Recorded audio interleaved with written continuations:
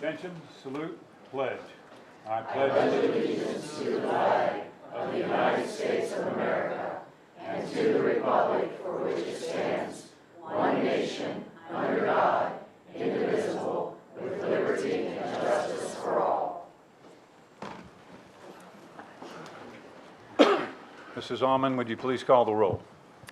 President Conley? Here. Director Emig? Here. Director Hogan? Here. Vice President Kindig? Here. Director McKinney? Present. Director Meese? Here. Director Miller? Here. Director Whitmer? Here. Director Wolverton? Here. 9 present. All right, I'd like to welcome the members of the community to be with us tonight. We have a full room, and I know that public comment is probably going to be robust. As we enter into that public comment session, the board uses the public comment period as an opportunity to listen but not to debate issues or enter into a question and answer session with the speaker. Public comment must be germane to school district business. The board values civil, respectful statements and clear and concise communications that help to inform its deliberations. We will have 2 public comment sessions tonight. The first one, each speaker will have 3 minutes. There will be a timer up on the screen behind me and one on the side over here. I am paying attention to what you say, but I'm going to also try to keep a watch on the timer and give you a reminder as your time is running out. There will be a second time period for public comment, and that time period will be for 2 minutes. Anyone who has spoken at the first period is not going to be restricted from speaking a second time, so you will have an opportunity to speak twice. But it's a 30-minute period, and at 30 minutes, unless the board takes action to extend it, we will cut off public comment at that time. All right, is anyone seeking the podium for public comment?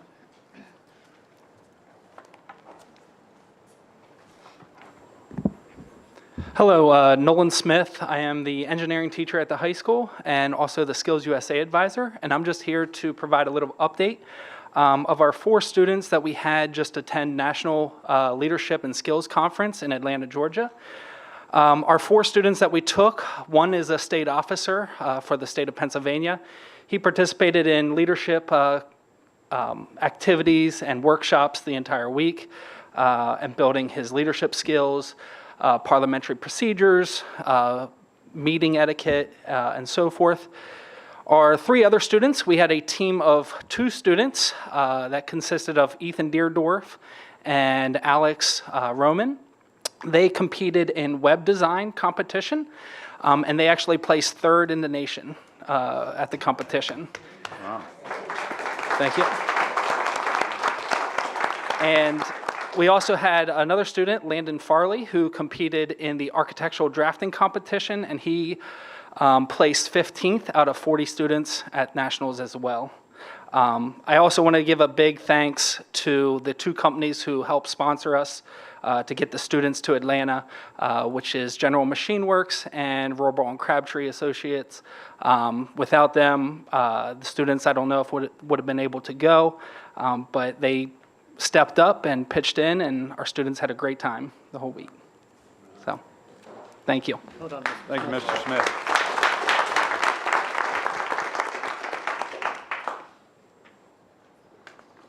Anyone else?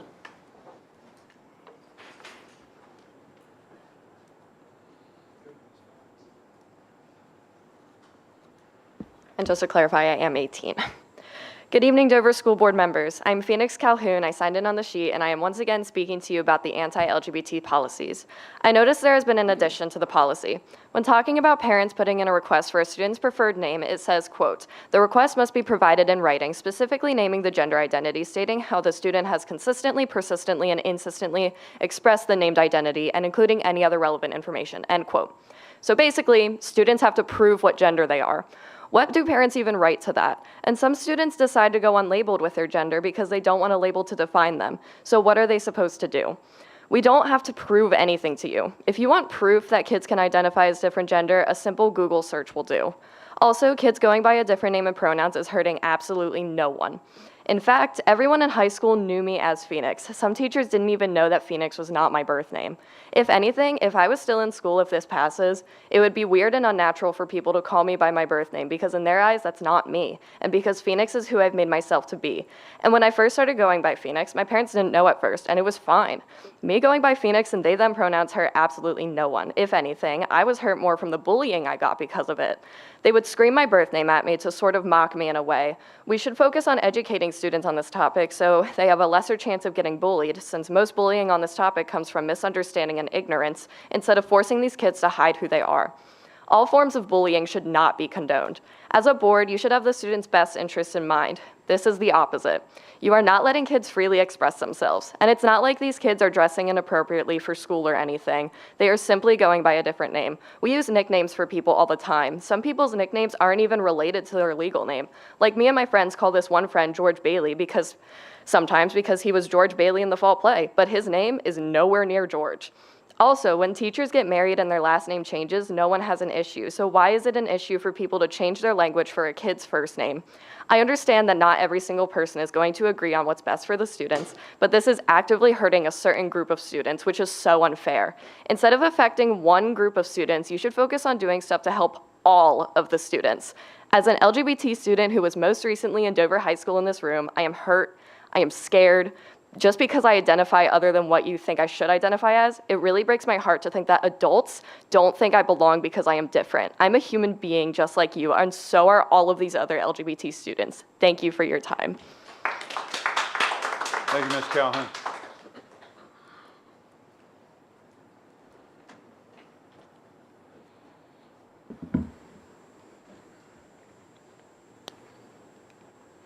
Kara Hetrick, I signed in.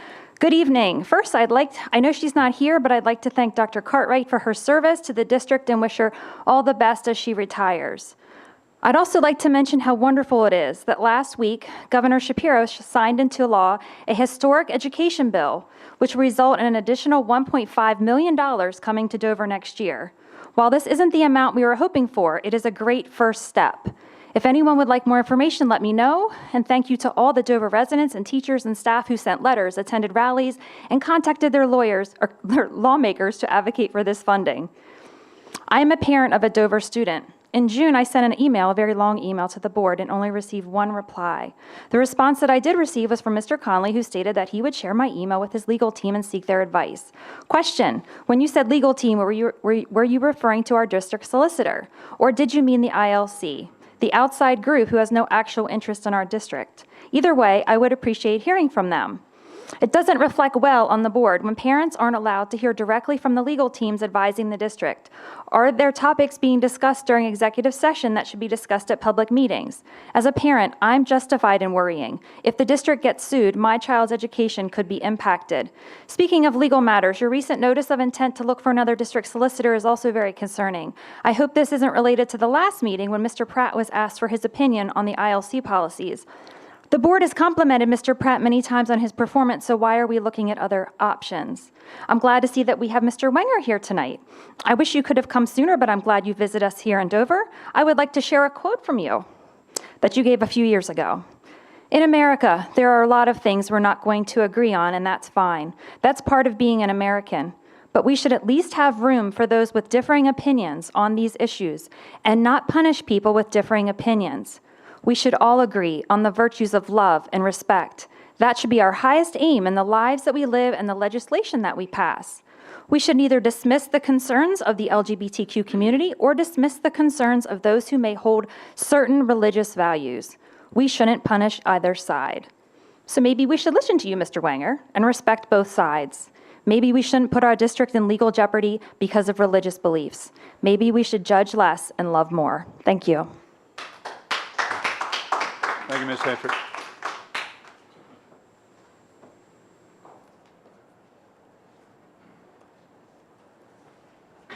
Spring Davidson, I signed in. Last time this board tried to implement Christian nationalism, it cost the district $1,011. Not the board members, the district, the people who live and pay taxes here. The board suffered no financial consequences personally. This time, it's not about creationism. It's about two other issues. proper or improper, in this case, implementation of the Sunshine Act or the Open Meetings Law, and honoring the humanity of all of our children.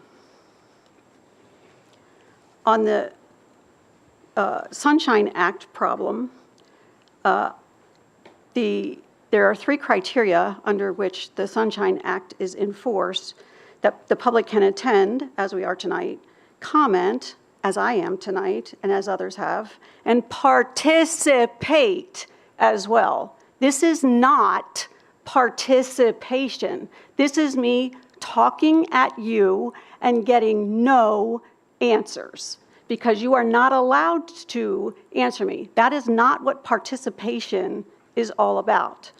I have served on a school board previously, and if you would like to know what participation looks like, I'm happy to tell you that after the meeting. How many meetings about these policies were held here or wherever it is that the ILC lives? When were they held? Were there notices posted about those meetings so that the public could attend? We are required to be allowed to come. And as far as I know, no meeting notices were posted. What is the composition of the group who came up with the questions? How many men? How many women? How many parents? How many parents of LGBTQ plus students? Why would you not include those folks in your meeting? It's a little strange to me. And I can tell from the policy that's put together, no one asked those parents. No one. So I'll start on the policy. I know I don't have much time left, and I'll hopefully use 2 to 4 minutes of somebody else's donated time in a bit. The third paragraph in the purpose section says, toward the bottom, the district recognizes that the parent-guardian involvement at the earliest possible time promotes the best outcome for students' mental, emotional, and physical health and their academic success. That is patently untrue for LGBTQ plus students. 40%, 1,600,000 young people experience homelessness every year. You have 15 seconds. Of those, 40% of those are LGBTQ plus kids. 46 ran away from a family because they were either forced out or chose to run away from those families. Thank you, Ms. Davison. Anyone else?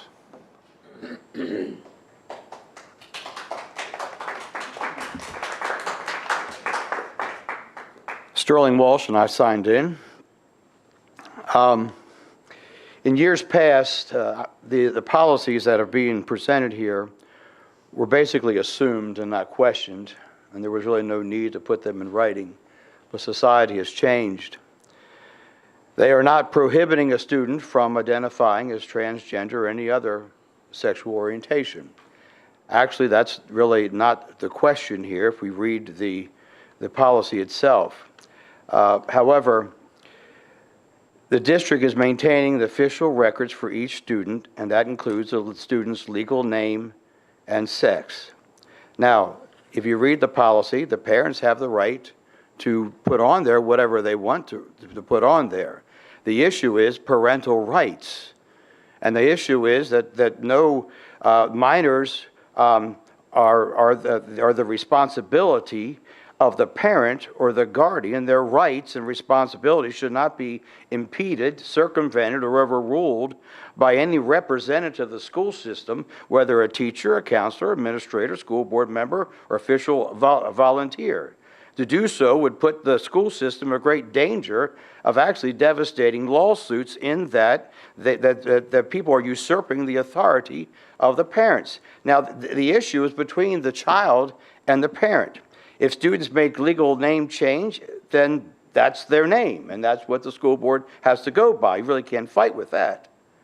So many parents, and so we have to think about this, and so the fact is the other policy, we're going to run out of time here. The other policy is really a matter of safety. If we read these policies, it's a matter of safety so that biological males are not competing in girls, normally all girl sports, in a way that would hurt them, or, as it says here, separate athletic teams on the basis of sex to preserve fairness, provide increased opportunities for the females according to Title IX, and also to make it safer. I'm not sure how we can, in fact, that has nothing to do whether someone wants to choose to be transgender or anything else. It's a matter of safety. And so both of these policies is not intended to hurt anybody's feelings, to cause any kind of bullying. By the way, that's a separate issue that should be dealt with through the school system. Bullying is bullying and should not be done in any form, in any way, at any time. And so the fact is, we're looking at parental rights and safety of females in sports. Thank you very much for your time. Thank you, Pastor Walsh.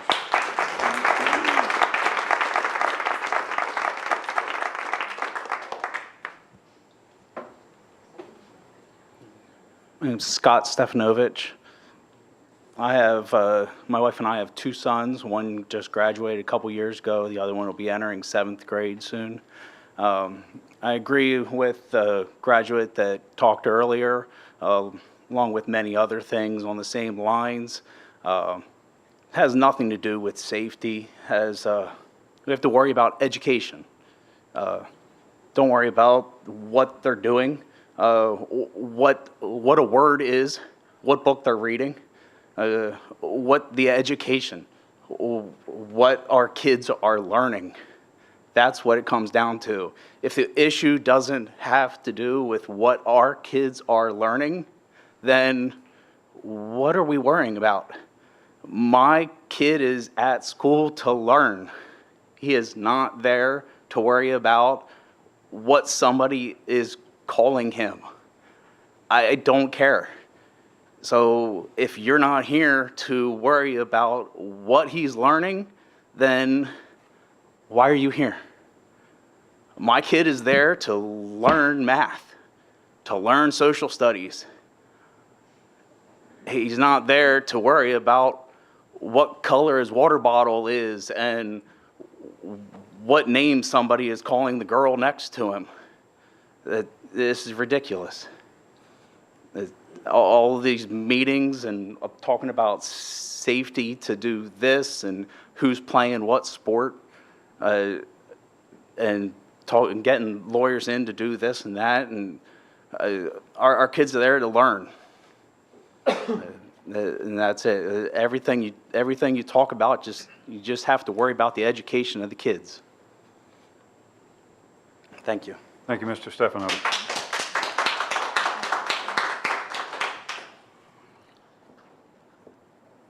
Anyone else?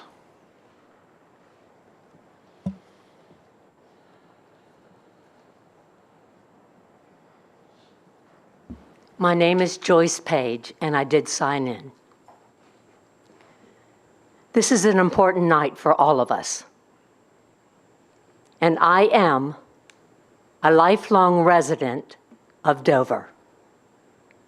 I also graduated from the Dover system. I became concerned when I saw changes in the moral and ethical factors. I started to get interested as a resident. You represent the voters who put you in your positions. They were and are the majority. We have to give that great consideration.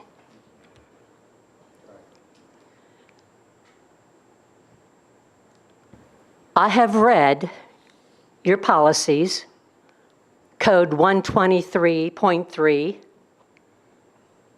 and Code 216.2. And for the most part, I do agree. There will be people who will be pleased tonight and some will be displeased. But the majority will rule. And that has to be honored and respected. When I read the policies, I was concerned about the name changes, but it's covered. Let the parent and the child do it legally. You're protected, and they're protected. As far as the school sports, boys are different than girls. I come from a family of 9. I had neighbors who had almost as many children. We played together, boys and girls. But we also protected the younger ones and the weaker ones. There is a safety issue because of the anatomical differences. And we have to be concerned for that. And also, the use of the bathrooms. It is a safety issue. Girls should use girls' bathrooms, boys' bathrooms. I come from a family of 9, and we honored and respected the difference in the ages. I didn't go in the bathroom with my brothers. They didn't go in with me. I would say, use divine wisdom tonight when you make your decisions. Thank you, Mr. Fade.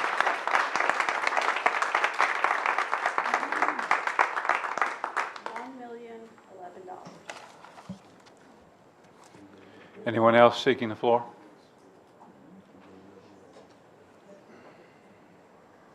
I should say podium, not the floor. Yeah, I hope I don't seek the floor. Someone pick me up if I do.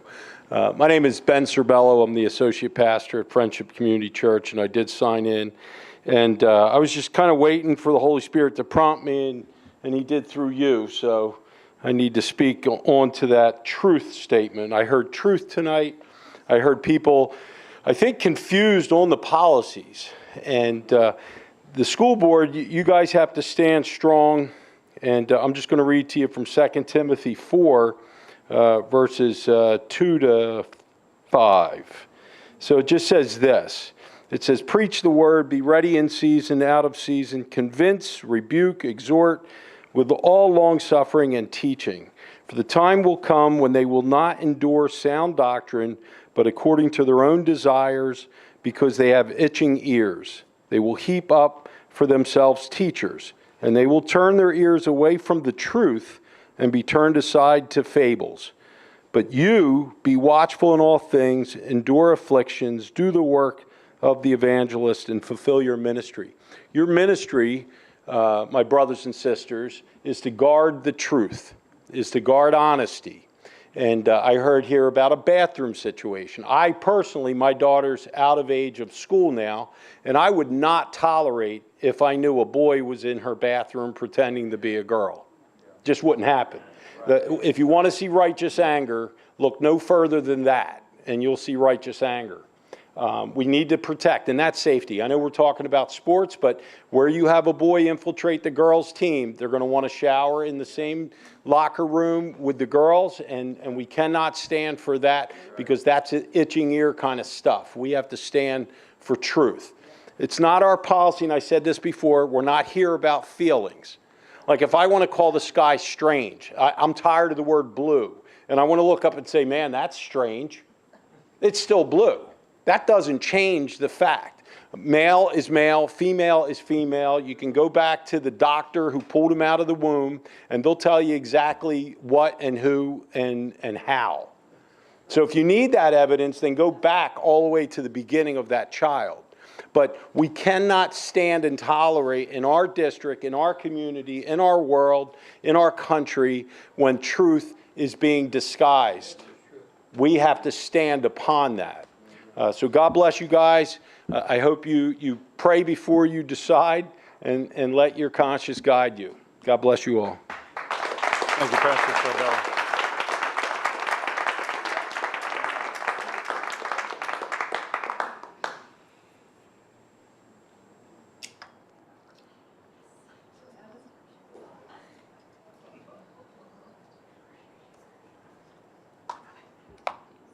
I'll be honest, I took my shoes off because I was afraid I might kick someone. Dear board members, I wrote you all an email. And in writing the email, I was hoping to get a response from at least one of you, but of course, none of you had the opportunity to respond. So I'd like to read the email to everyone tonight. The Independent Law Center has no interest in the Dover Area School District. It has, however, been moving through Pennsylvania, pushing their policies into school board agendas. The policies are presented as being protecting children and their rights. This is a ruse, and nothing written does anything to protect the children. The wording will hinder and hurt students while protecting those who prosecute them. I personally propose that policy 123.3 and 216.2 not be voted on tonight, but instead form a committee with caretakers of students, both LGBTQ and non, students themselves, school board members, district members, and I hope will still be with us, Mr. Pratt, and not listen to what the ILC is looking at.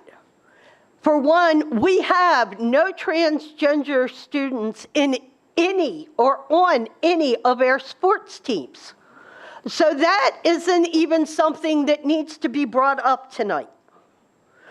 Also, I will let you know right now that if a parent does not like the policies of Dover area school districts, there are schools that they can take their student out of Dover and put them in. But public school is for the parents who can't afford that, who don't belong to that certain church. And talking about churches, all churches have different doctrines. I know some churches who are Roman Catholic, and there are people who don't agree with their doctrine. There are churches who do believe in LGBTQ people and love them. And I think it's about time that this board does not listen to a church and what the people of that church wants, but listens to what a public school parent needs. Thank you.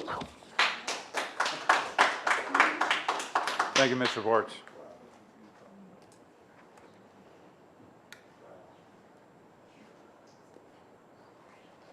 Anyone else?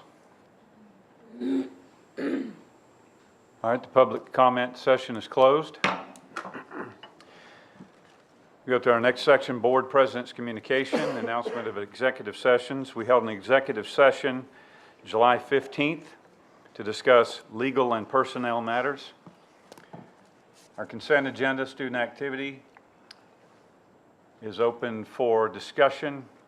We have a field trip request and student handbooks to approve. Is any members of the board seeking to pull out either one of those agenda items? I just had some questions about the handbook. All right, go Director Miller. Go ahead. Okay. I just wanted to make sure that cell phone use was kind of monitored. I know that we've had a lot of discussion about mental health issues, and we know the connection of the cell phone use and mental health, and I just would like to make sure that in the classrooms, the cell phone is not available for use. I know that discussion is going among the Pennsylvania General Assembly about this as well.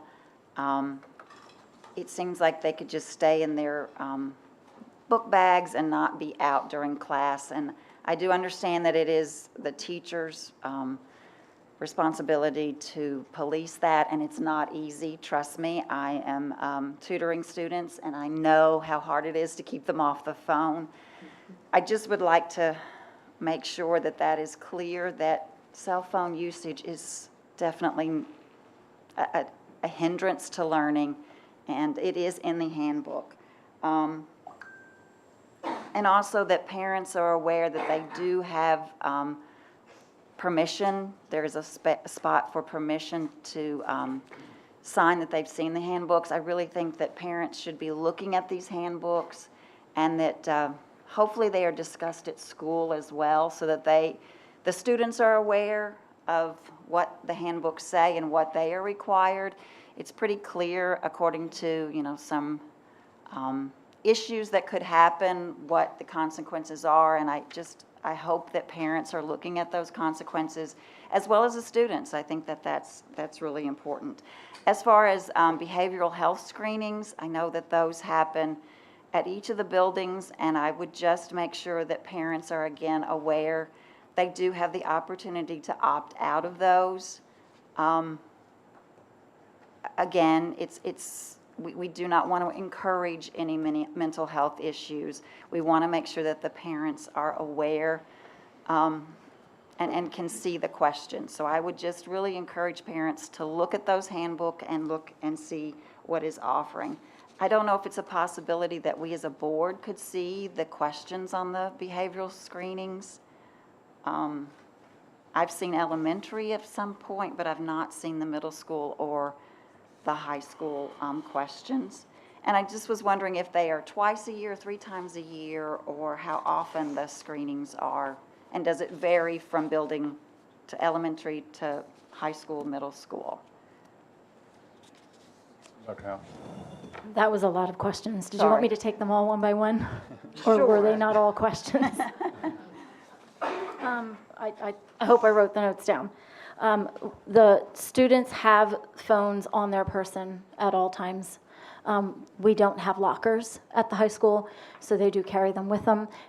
We do have a rule, policy, that there should not be any phones during instruction. It is up to the teacher to enforce that with, of course, the backing of the administration, should the teacher notify administration that they need assistance with that. It is the administration's expectation that teachers are not allowing students on their phones.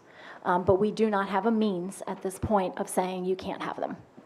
So they are on their person, and the teacher has to do their classroom management strategies to make sure the kids are not being distracted by them. Yes, the schools do go over the handbook with the students. Now, if you've seen those documents, they are quite lengthy. They don't go through every single dot and tittle, but they do go over the major points that are in that handbook with students. That looks different at a first grade level than it does at the high school. But at the high school, they have class meetings, I guess, I think with all of the grades individually. At the middle school, they do assemblies. And at the elementary, they might do a combination of assemblies and teachers going over. So they certainly spend a great deal of time teaching those rules and going over that handbook. The screenings are done once a year. In the screenings that we have now are in 7th grade and in 9th grade. Parents are notified multiple times before it's administered through newsletters, emails. So they do have the opportunity to opt their student out of that. I will have to see if I can get you the questions. I don't know the answer to that. Okay, thank you.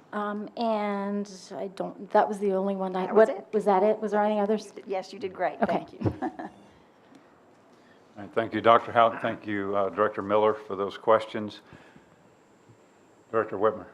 I just had a thought that while you were talking about the handbook being reviewed in class, this is just a thought that I can put out there, but my kids attend a co-op where they're expected to sign that they've read the expectations on dress code and behavior and whatnot, and we talk about it, but I didn't know if there was an electronic document that maybe as the kids are, going through that with class, like this is just out there, but, they could initial after each section that they understand the dress code, they understand the cell phone policy, they understand behavior policies and the consequences thereof. That way, anytime that they step out of line, they can be referred back to, well, you did initial and sign that you understood.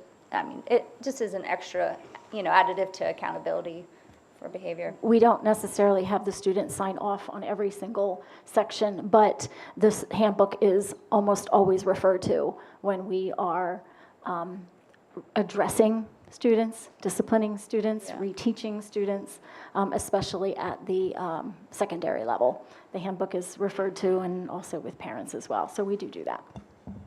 Yeah, I was just throwing that out there as a possible suggestion for in the future if we continue to see, repetitive issues where the kids feel like, oh, I didn't know that, and they come up with that excuse.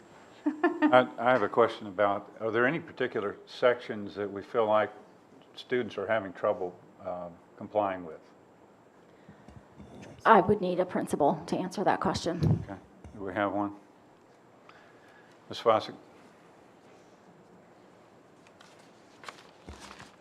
I'm sorry, if you could just repeat the question, make sure I understand. Yes, are there any particular portions of the handbook that we know for sure that students are having trouble complying with, and where are most of our disciplinary issues or issues with the handbook non-compliance? Sure.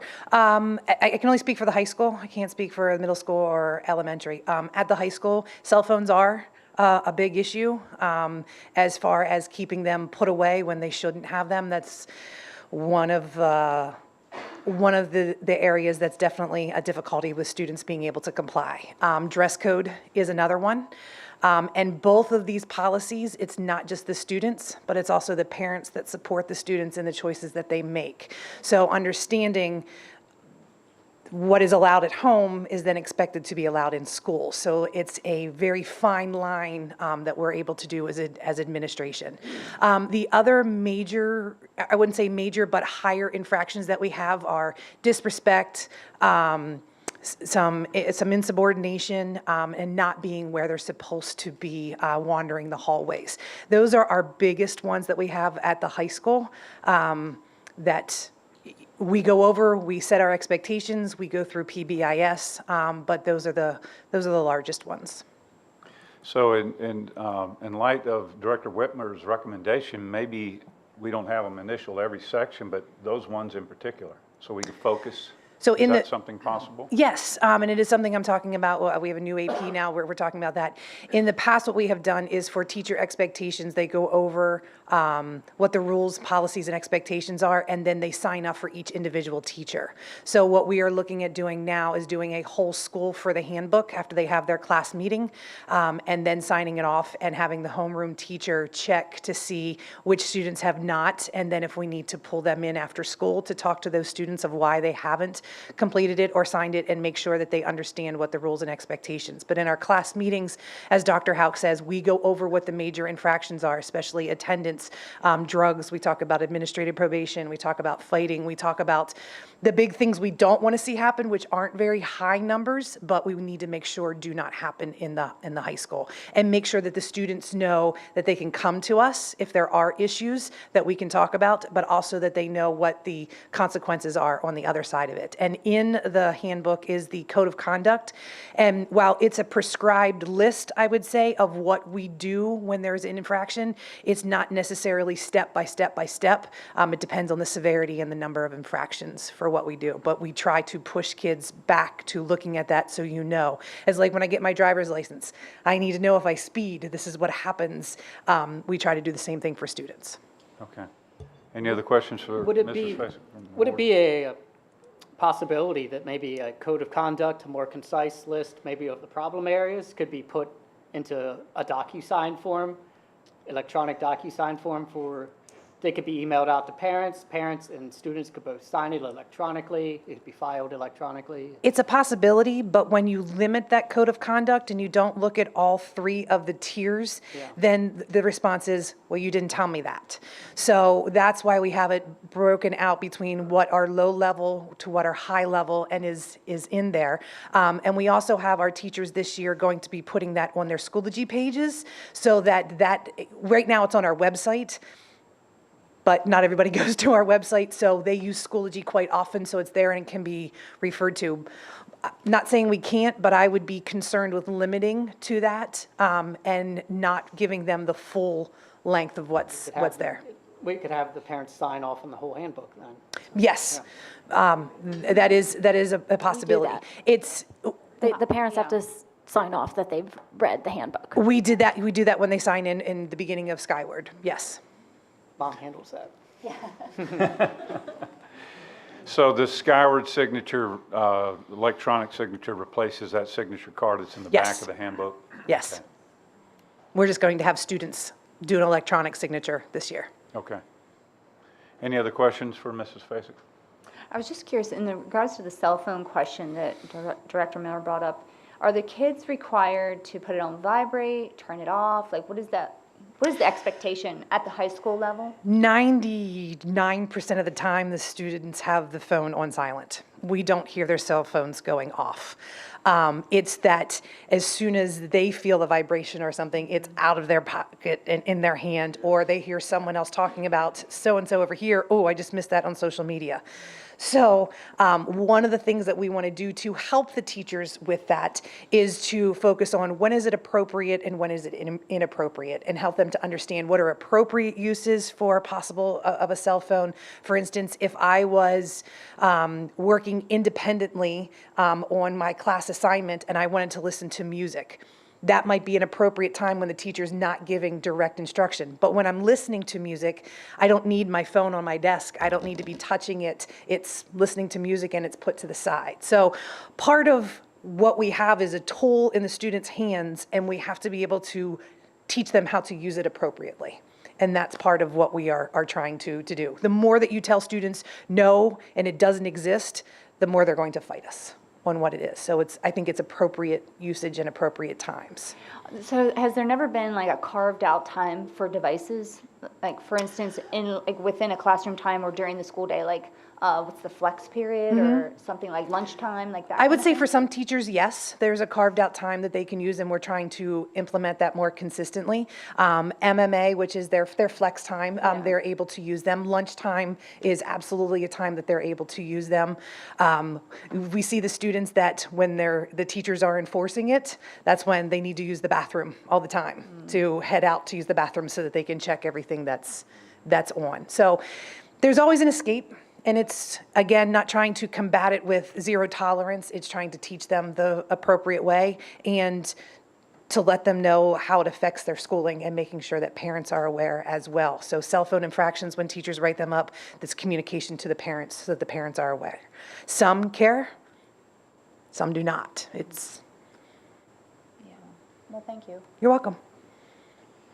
Any other questions? So I'm assuming when you do back to school night, this is something that's discussed and encouraged? Especially with the article that was just out in the York Dispatch, was it today, about was just in today. There was just an article about cell phone usage and how it hinders learning. Yes, and it affects their mental health, and so... Our attention spans, everything. Yes. It's a big battle too, because if the school developed a no cell phone policy, parents it would disrupt their access to their child, because right now they have pretty much 24/7 access to their child because of the cell phone. So it is a battle. Which they see as a safety issue, and I also do not want any of our teachers touching their cell phones. They are thousands of dollars. Teacher touches it, and then they say the screen was cracked. We have no way to prove that. So I never want a teacher taking anything from a student and engaging in that battle.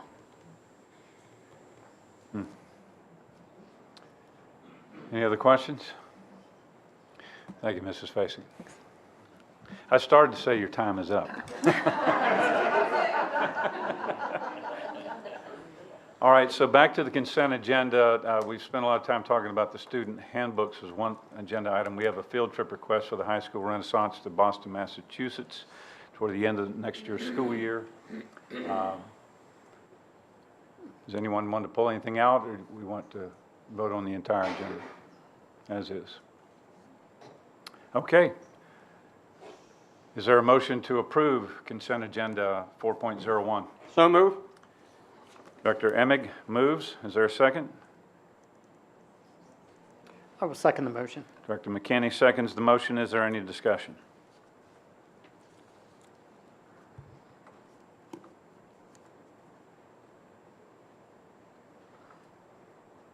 No discussion? All right. Mrs. Allman, please call the vote.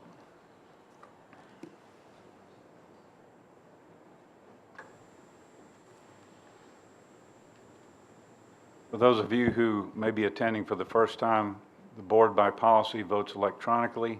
The results will be on the screen.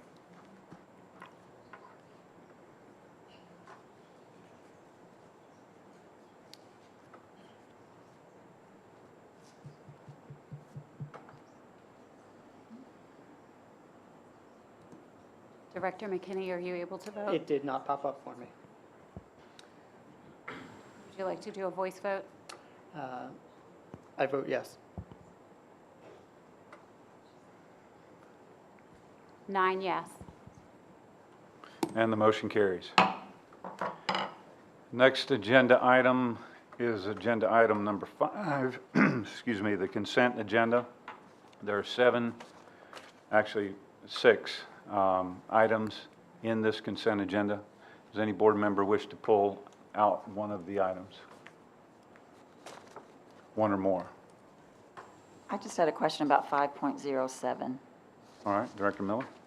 If there are no, if there are vacant positions, there's no teachers that are going to be in charge, like DECA, I noticed there were vacant positions.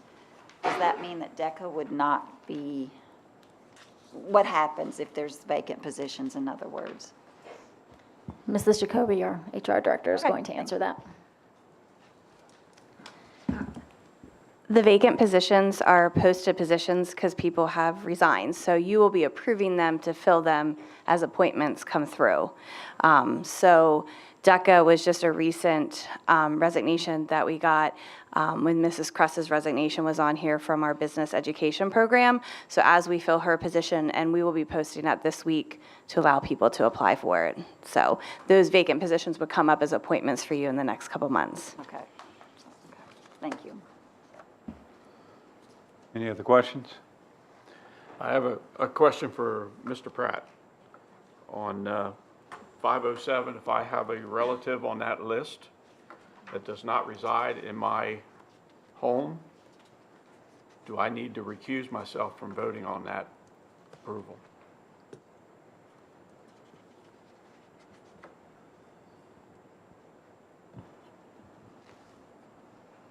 Since these are contractual figures that have been negotiated as a group, you do not have to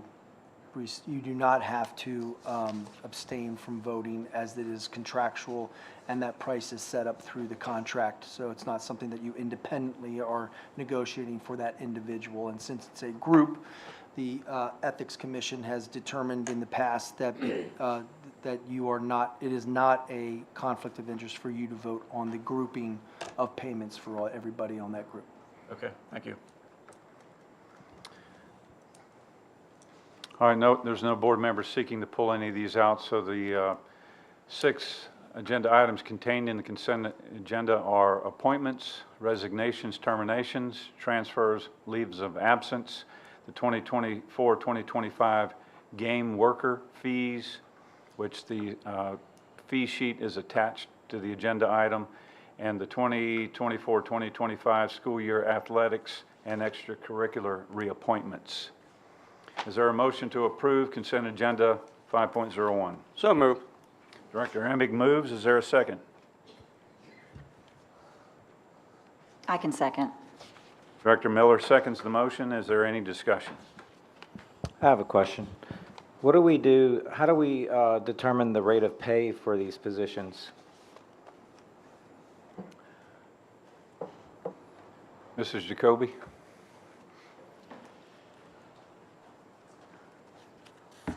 There is an extracurricular schedule as part of the DAEA contract that all of our coaches and our advisors, there's a schedule that has been developed that kind of guides us through the levels that we can place them at in the years of service within that position. So it's all through the contract. So, but how does the rate of pay get determined? So let's say that, you know, other school districts might be here and we're here. Is there a comparison, or is there some state thing that you go by?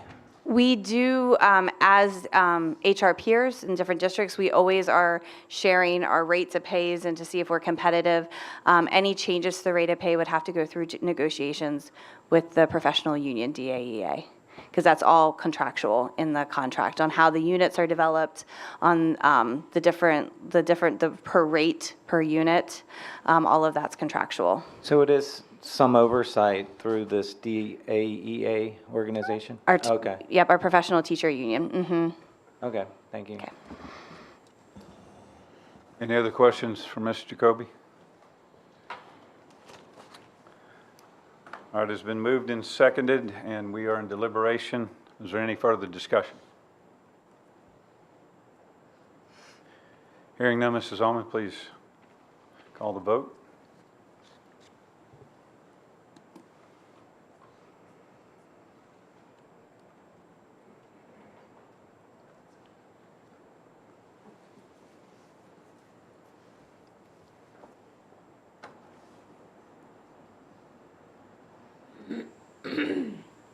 Nine yes.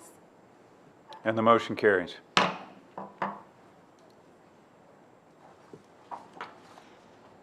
We next come to section 6 for action, contracts and agreements. Because these deal with the expenditure of funds, this is not contained in a consent agenda. Each of these items will be taken individually. Our first agenda item in this section is agenda item 6.01, the Penn State University Harrisburg Affiliation Agreement for Student Teaching. Are there any questions?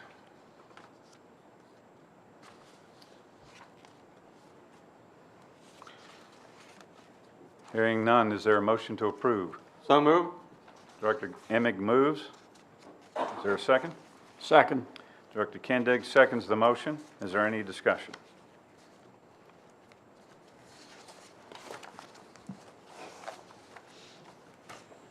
Hearing none, Mrs. Allman, please call the vote.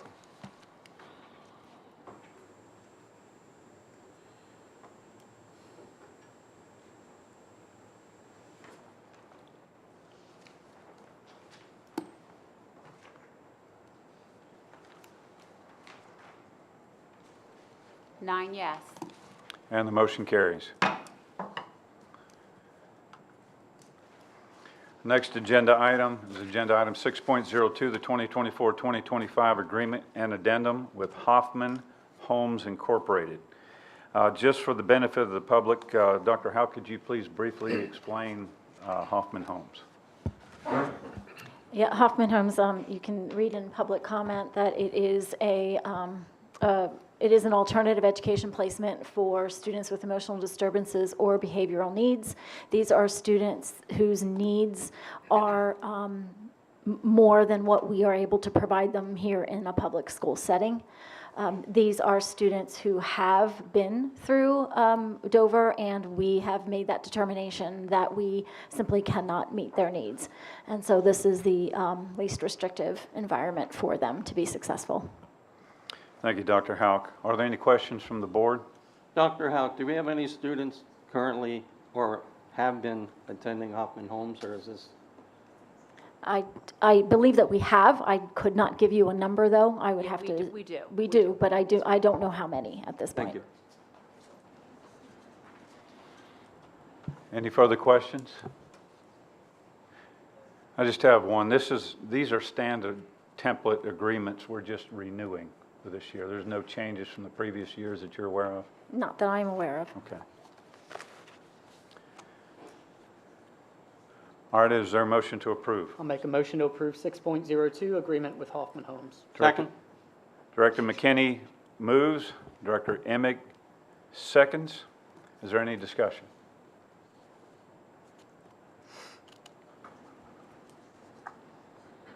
Hearing none. Mrs. Allman, please call the vote.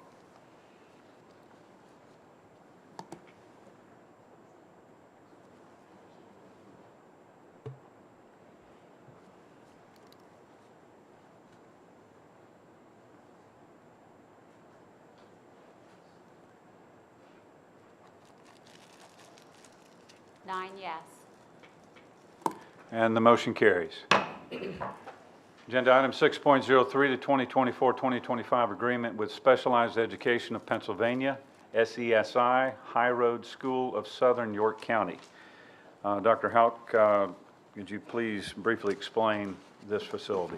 It is a similar facility, although this one specializes in students who have autism and intellectual abilities. And again, these are students whose needs are higher than what we are able to provide them in a public school setting. Okay. Are there any questions from the board? Hearing none, is there a motion to approve? So moved. Director Emig moves. Is there a second? I'll second. Director Miller seconds the motion. Is there any discussion?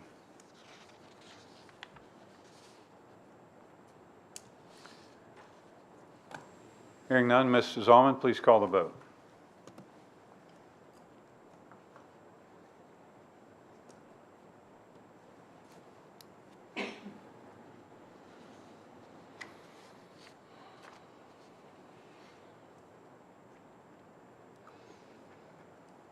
Nine yes. And the motion carries. Our next agenda item, 6.04, is the addendum B to letter of agreement for the Title I non-public school non-public school services Lincoln Intermediate Union. Dr. Houck? So the district receives Title I funds from the federal government, and we use those funds to provide reading remediation at the elementary level.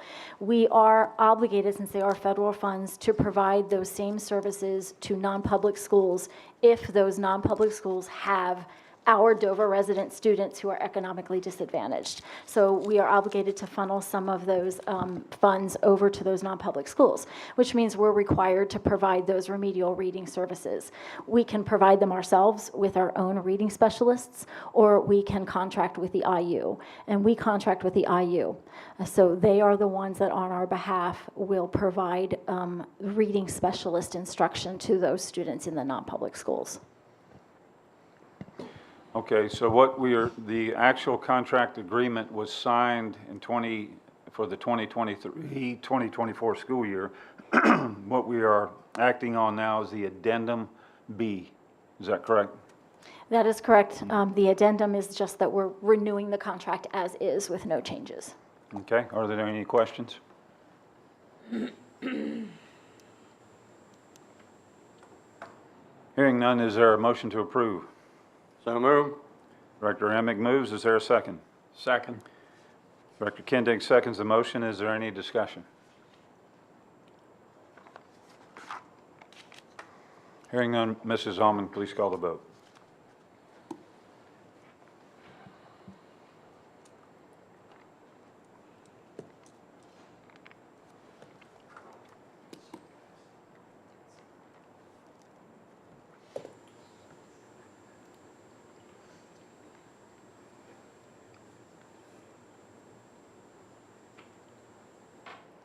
Nine yes.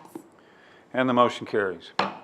This now takes us to Section 7, Finances, because this involves the expenditure of funds or reporting on such. Each item will be taken up individually.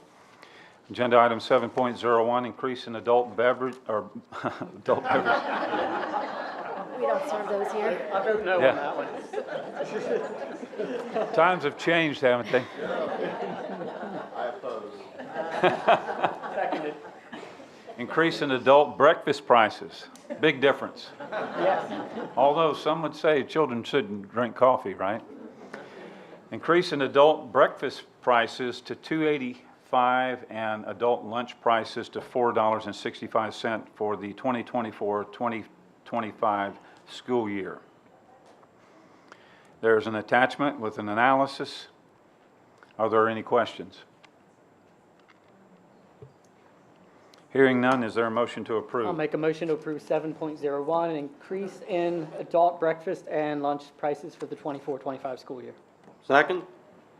Director McKinney moves. Director Emig seconds the motion. Is there any discussion? Mr. Connolly, can I just say a couple words? Yes, Mrs. Weaver.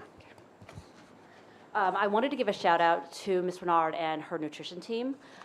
They did a phenomenal job increasing sales this year. We saw an increase of 6% in the number of lunches purchased and 26% in the number of breakfasts. We also saw a 52% increase in a la carte sales and a 24% increase in adult sales. They're doing a fantastic job, so I wanted to give them a shout out. All right, thank you, Mrs. Weaver. And for those who don't know Mrs. Weaver, she is our Chief Financial Operations Officer. Thank you for that report. Are there any questions?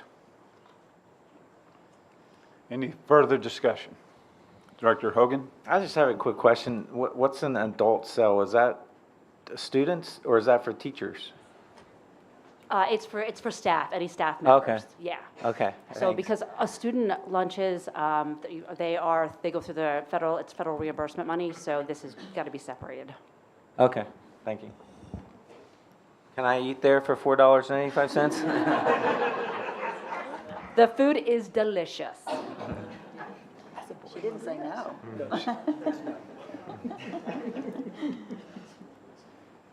Which is a polite no, right? Any further discussion? Hearing none, Mrs. Almond, please call the vote. I'm a little shaken up about saying adult beverages. It's embarrassing.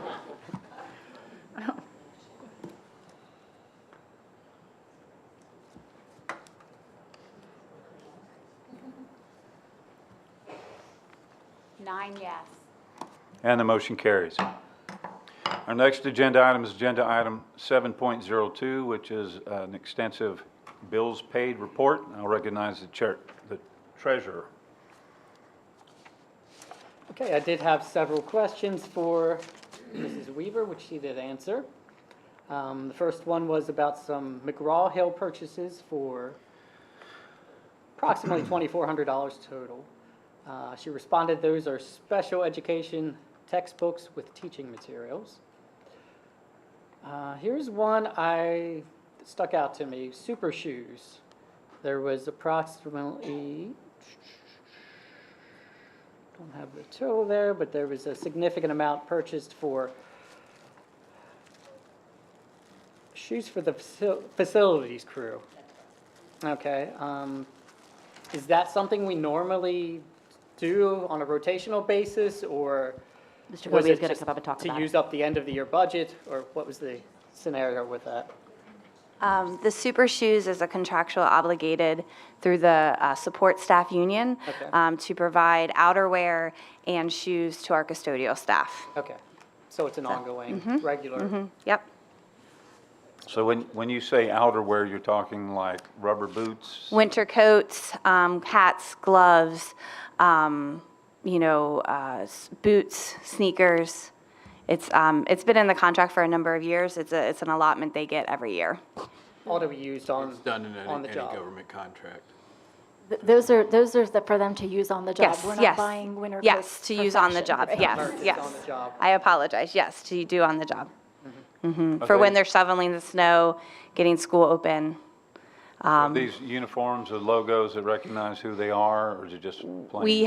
We do not provide Dover-specific uniforms. They purchase them through Super Shoes. They have a list of items they can buy, and that's all they're allowed to be authorized to purchase when they're at Super Shoes. Do we have specifications for what is required in those items? Yes, yes. Why super shoes? That's all I want to know. We had partnered with them a number of years ago. When I first started here, staff was able to submit their receipts from anywhere that they went, but the items had already been purchased and we didn't have oversight on what they were buying as easy. And we partnered with Super Shoes probably about 6 years ago because we could work with them and provide them a specific set of items and what they were allowed, even color choices like only red shirts or only black shirts, and what type of shoes we would allow. And it was just a really great partnership. And it was easy because it's local. Most of the other places that would provide them, they'd either have to order it online, they wouldn't be able to try it on. They're limited on what they provide. Super Shoes just had a good breadth of items we wanted them to be able to purchase. Standard vendor brings in about 3 types of shoes you're allowed to purchase every 9 to 12 months, depending what your contract says. Okay. Any other questions for Mrs. Jacoby before she sits down? For her. Okay, thank you. All right, thank you, Mrs. Jacoby. Okay. an additional question I had, we had paid to Southwestern School District, it was $1,013 for mainstreaming services. And the explanation was each school district within the LIU 12 does some form of mainstreaming for the other districts in the area, depending on the space available and type of classrooms needed. As part of the fair share agreement, Dover will be billing for the mainstreaming as well. So Mrs. Weaver, could you explain the mainstreaming a little bit for me? It's just Or Dr. truly a space agreement. I mean, I think I can do that. Ms. Snyder, please correct me if I'm wrong, but if we have a student who has a particular need, I'm trying to think of one that we use, like let's say it's an emotional disturbance and we don't have that classroom here, we can send them to a neighboring school district who does have that classroom. And in turn, they might send a student to our school because we have that specialized program class. So it's sort of a kind of a trade-off kind of thing. So if we have one student, we can't open a classroom for one student with a special need. So we will partner with neighboring districts to provide them with the education that we can't provide. Did I get that right, Mrs. Snyder? Yeah. Okay. All right, thank you. So only being $1,000, it looked like a short-term arrangement possibly? Or is this just like a pool that we pay into for the program? it's short term. It depends on the number of days. Okay. Based on the number of days the student is with us, or we're over there. Okay. And the final was a bigger expense. Bayshore and Kohler, $55,000 for a truck vehicle replacement. It was already in the budget for '23. Okay.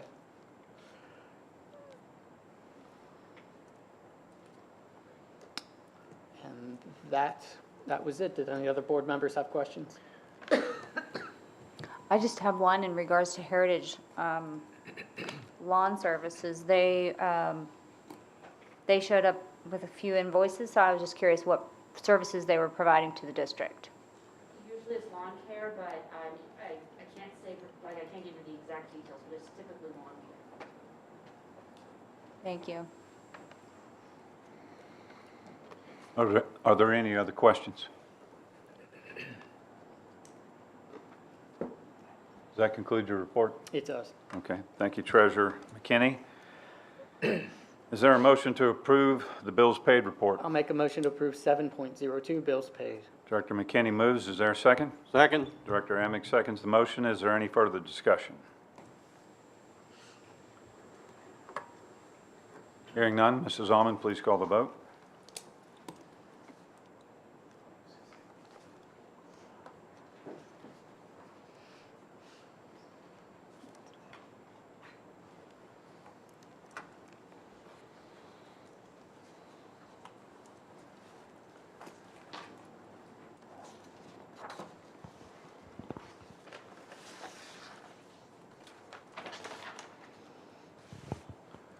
Director Kindig, are you able to vote? That's just now popped up. 9 yes. Director Meese, do you have something to say? All right, and the motion carries. Bills paid report is adopted. Agenda item 7.03, the Treasurer's Report. The Chair recognizes Treasurer McKinney. Yep, very few questions on this one. This one looked in line with all the other months. The transfer from PEDSLAF was comparable with other months, the same as April, in fact. I did have a question about payroll. Now, in May, I had asked about the payroll being $3.4 million, and it was 3 pays. The June payroll was $4.8 million. So what is the reason for that? Difference of timing of when we pay for EIT or for PSERS or for local taxes, so it's just a difference of timing. Okay, so the Vendors. okay, so taxes and benefits were lumped in on the payroll on that line. Okay, and that is it for me for that. Thank you, Treasurer McKinney. Is there a motion to approve the Treasurer's Report? Make a motion to approve 7.03 Treasurer's Report. Director McKinney moves. Is there a second? Second. Director Amick seconds the motion. Is there any discussion? Hearing none, Mrs. Almond, please call the vote.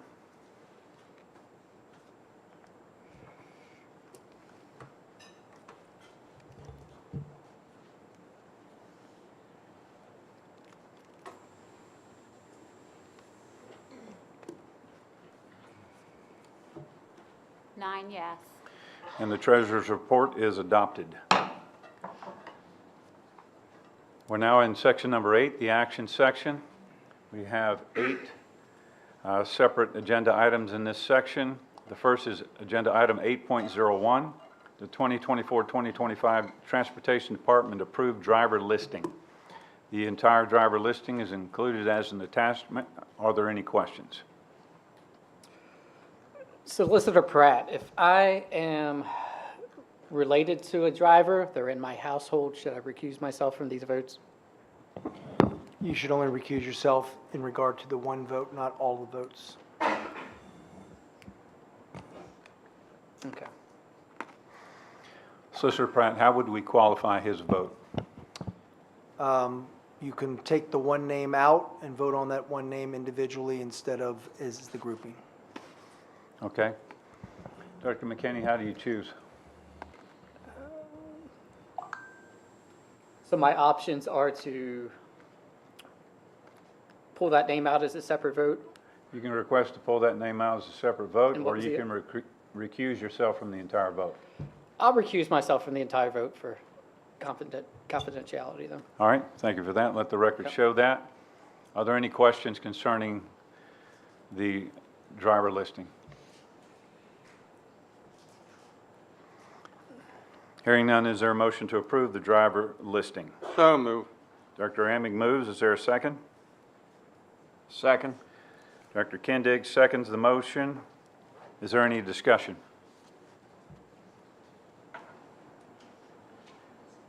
Hearing none.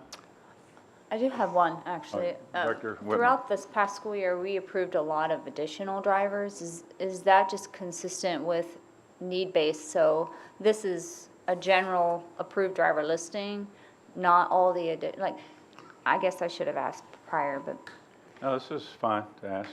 so maybe Terry, maybe you can speak to it. Do you think this is just a base list and then we would add 2? When you add drivers, it could be because other drivers have decided to resign themselves and move on, and then they have to replace that driver. So that's why maybe it comes That's up why we have throughout. additional drivers Yeah. to approve throughout the year, but this is the general list of drivers they currently have on staff. Yeah, thank you. And so this is our starting list. There, of course, will be changes throughout the year we'll have to react to. Okay. Is there any further discussion or questions? Hearing none, Mrs. Almond, please call the vote.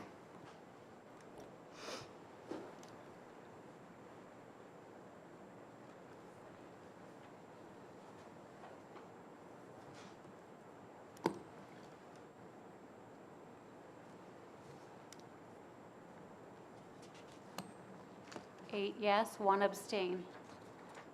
And the motion carries. Next agenda item is agenda item 8.02, conference request. Brad Perkins to attend the National Association of School Resource Officers, the NASRO Basic SRO Training, July 22nd through 26th, 2024 at Dover Area High School. That's coming up pretty close. Are there any questions? Yeah, my question is Mr. Perkins training to certify to be an SRO, or is this just to handle the program? The quick answer is both. Okay. There's actually 2 courses as far as the certification is concerned. This is the very first one. There's also an advanced one. This course is offered regularly around the country. However, and I've wanted to take it for a couple of years. However, I just couldn't bring myself to say, let's spend the extra money for gas, mileage, hotel and stuff since it's a 5-day class. Waited till it got into our backyard and decided to sign up for it. Okay. Any other questions for Mr. Perkins before he sits down? So Dr. you're Whitman? saying this is the first certification? First of 2. Of 2. Do you Yeah, know there's how- 2 classes. Okay. The second class, I understand, is about the same price. Anytime soon for the second class? I don't have any dates on that Okay. just yet. It'll be fairly soon. Like in the year? Yeah, I'm hoping. Oh, okay. I'm hoping. So you would be certified to be an SRO? Yeah, I'm once just not you- carrying, not a certified carrying. Gotcha. Yeah. Interesting, okay. Yep. Well, I hope that goes well for you. Would an Act 235 certification such as like a constable Yeah. suffice then? Yeah. Okay. Okay, would you be added to our SRO contract? No. Okay. No, sir. We could do it in-house. No, we can't. Any other questions for Mr. Perkins? Thank you, Mr. Perkins. Thank you, sir. Is there a motion to approve agenda item 8.02? So moved. Dr. Emig moves. Is there a second? I'll second. Director Kindig seconds the motion. Is there any discussion?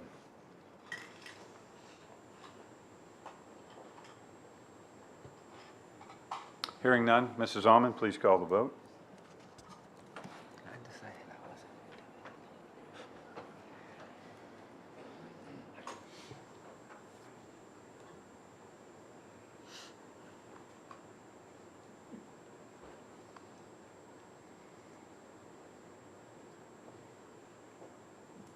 Eight yes, one no. And the motion carries. Next agenda item is 8.03, the DAEA Memorandum of Understanding for High School Skills USA Advisor. Are there any questions?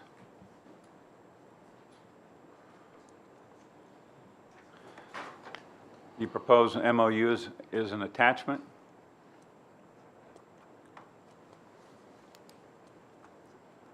I would like to move that we reject this memorandum of understanding.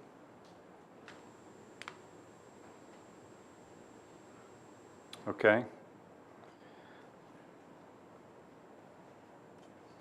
So let me ask Councilor Pratt. When we state the motion for the purpose of the minutes, he's moved, it's a negative motion. Correct. He's making the motion to not agree to the memorandum of understanding there's no second yet, but that's the motion, is that he is indicating that the desire is the vote on not accepting this. I'm hoping I'm stating it correctly, Yes. Director Kindig. Yeah. Okay. Okay, the other option would be to either let it come forward either with a motion, if the motion fails due to lack of second, then it's disapproved, or if the motion is voted upon to approve, then that would fail. So he's making a negative motion. So for clarity, those who vote in agreement, if his motion is seconded, those who vote yes are voting to reject the agreement. Correct. Okay. All right, is there a second? I'll second. Director Kindig moves to reject. Agenda item DAEA Memorandum of Understanding for High School Skills USA Advisor, seconded by Director Miller. Is there any discussion? Just for clarification for the people sitting in the audience, Director Miller and I met with the union on this subject on May 7th and May 30th to discuss. That's about all we can say to you folks, because this is basically a negotiation item and we can't be negotiating in public. So, but I just wanted to make you aware that several of us board members did sit down with the union and discuss this several times. Is there any further discussion? So we're about to vote on the rejection of the offer. I'd like to know more. Can you give any more reason, like why we should not vote on this, besides you met with the union? Well, we're gonna vote on the motion to reject. Yeah. But the reason, as he stated, the reasons we are not at liberty to say, because these are items that are conducted under the auspices of labor relations, and so the board is in negotiation with the union on this particular item, and we can say no more about that. Alan, we had a conversation in executive session back a couple months ago about this very subject. Okay, what month was that? Because I didn't attend the one in June.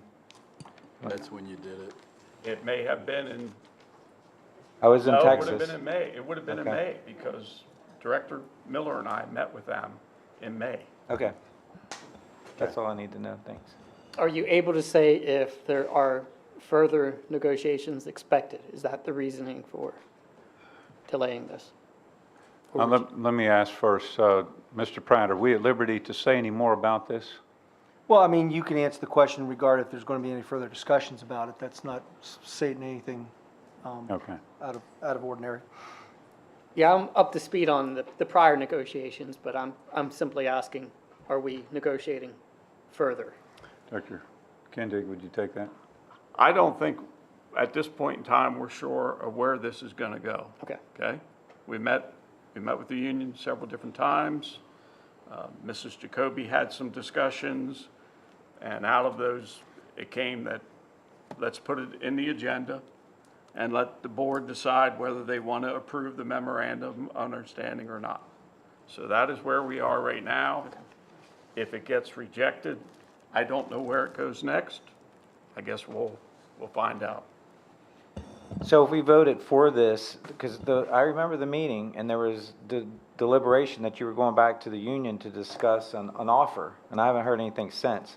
But if we approve this, basically, we're not approving any offer or anything like that. It just says, If you vote positive on this, if you vote to accept the memorandum of understanding, you have now added what's in that memorandum to the contract that we have with the union. but at what pay rate? Has that been? Hold on. So there is no motion to approve. It's a motion. The motion is to reject the MOU. Okay. All right, any further discussion? So, Mrs. Allman, do you have that clear in your notes there? Okay. Would you please call the vote? Okay, let's, motion by, to reject DAEA MOU for High School Skills USA Advisor. I can't read the last part of it from here. Unit values. Unit values. All right, thank you. All right, is everybody clear on that? Before we vote, I want to remind the board that a vote of yes means you agree to reject the MOU. A vote of no means you disagree with the motion to reject. Neither vote will approve the MOU. Okay? All right, Mrs. Allman, please call the vote.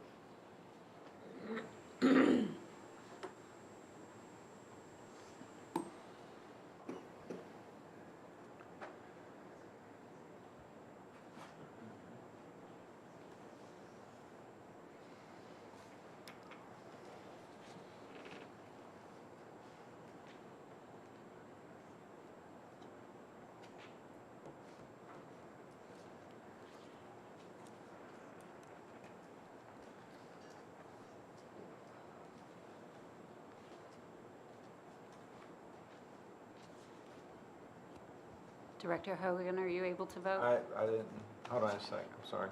I was on the wrong screen.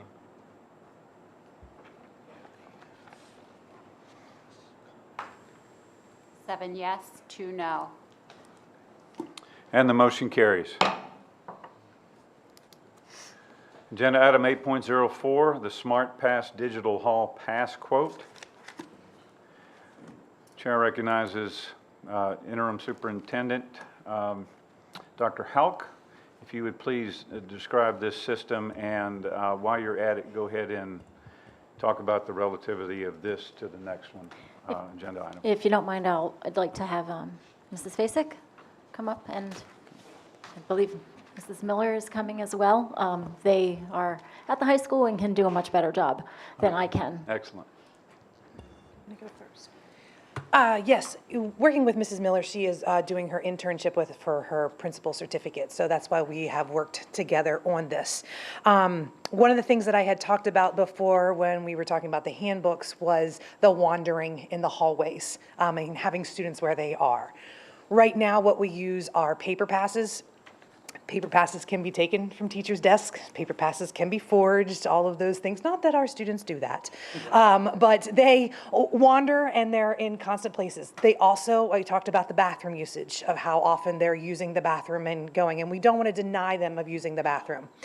Using a system such as this, though, allows us to give electronic passes, assign a student where they are to be. It allows teachers that are in the hallways to be able to see who should be in the hallways with a picture of the student so that we can direct them to where they're supposed to be. It also allows us to track that bathroom usage to say when a child is not doing well, you have spent out of the whole semester 400 minutes in the bathroom.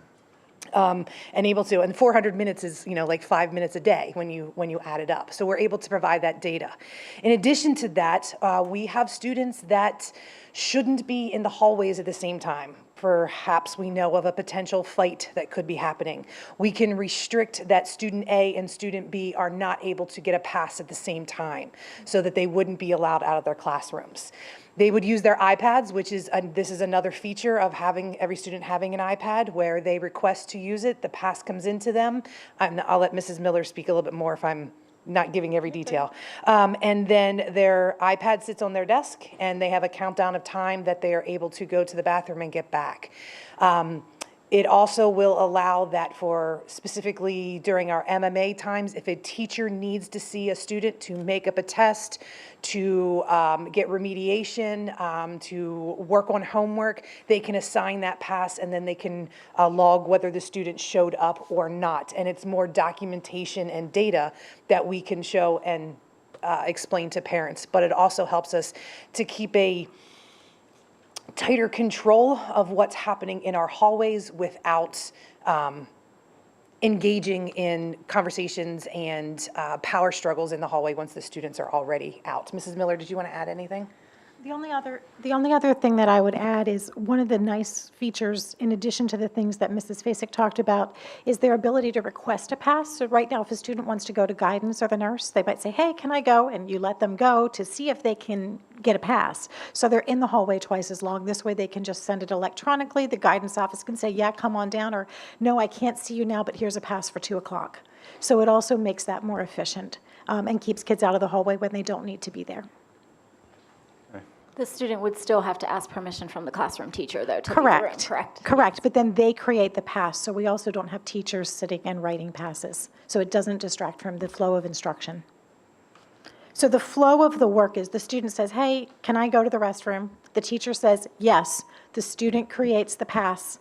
They flip the iPad up on their desk. It starts their countdown. They go to the restroom. When they come back, they stop the countdown and sit back down. And that's how the process works. And then it's logged.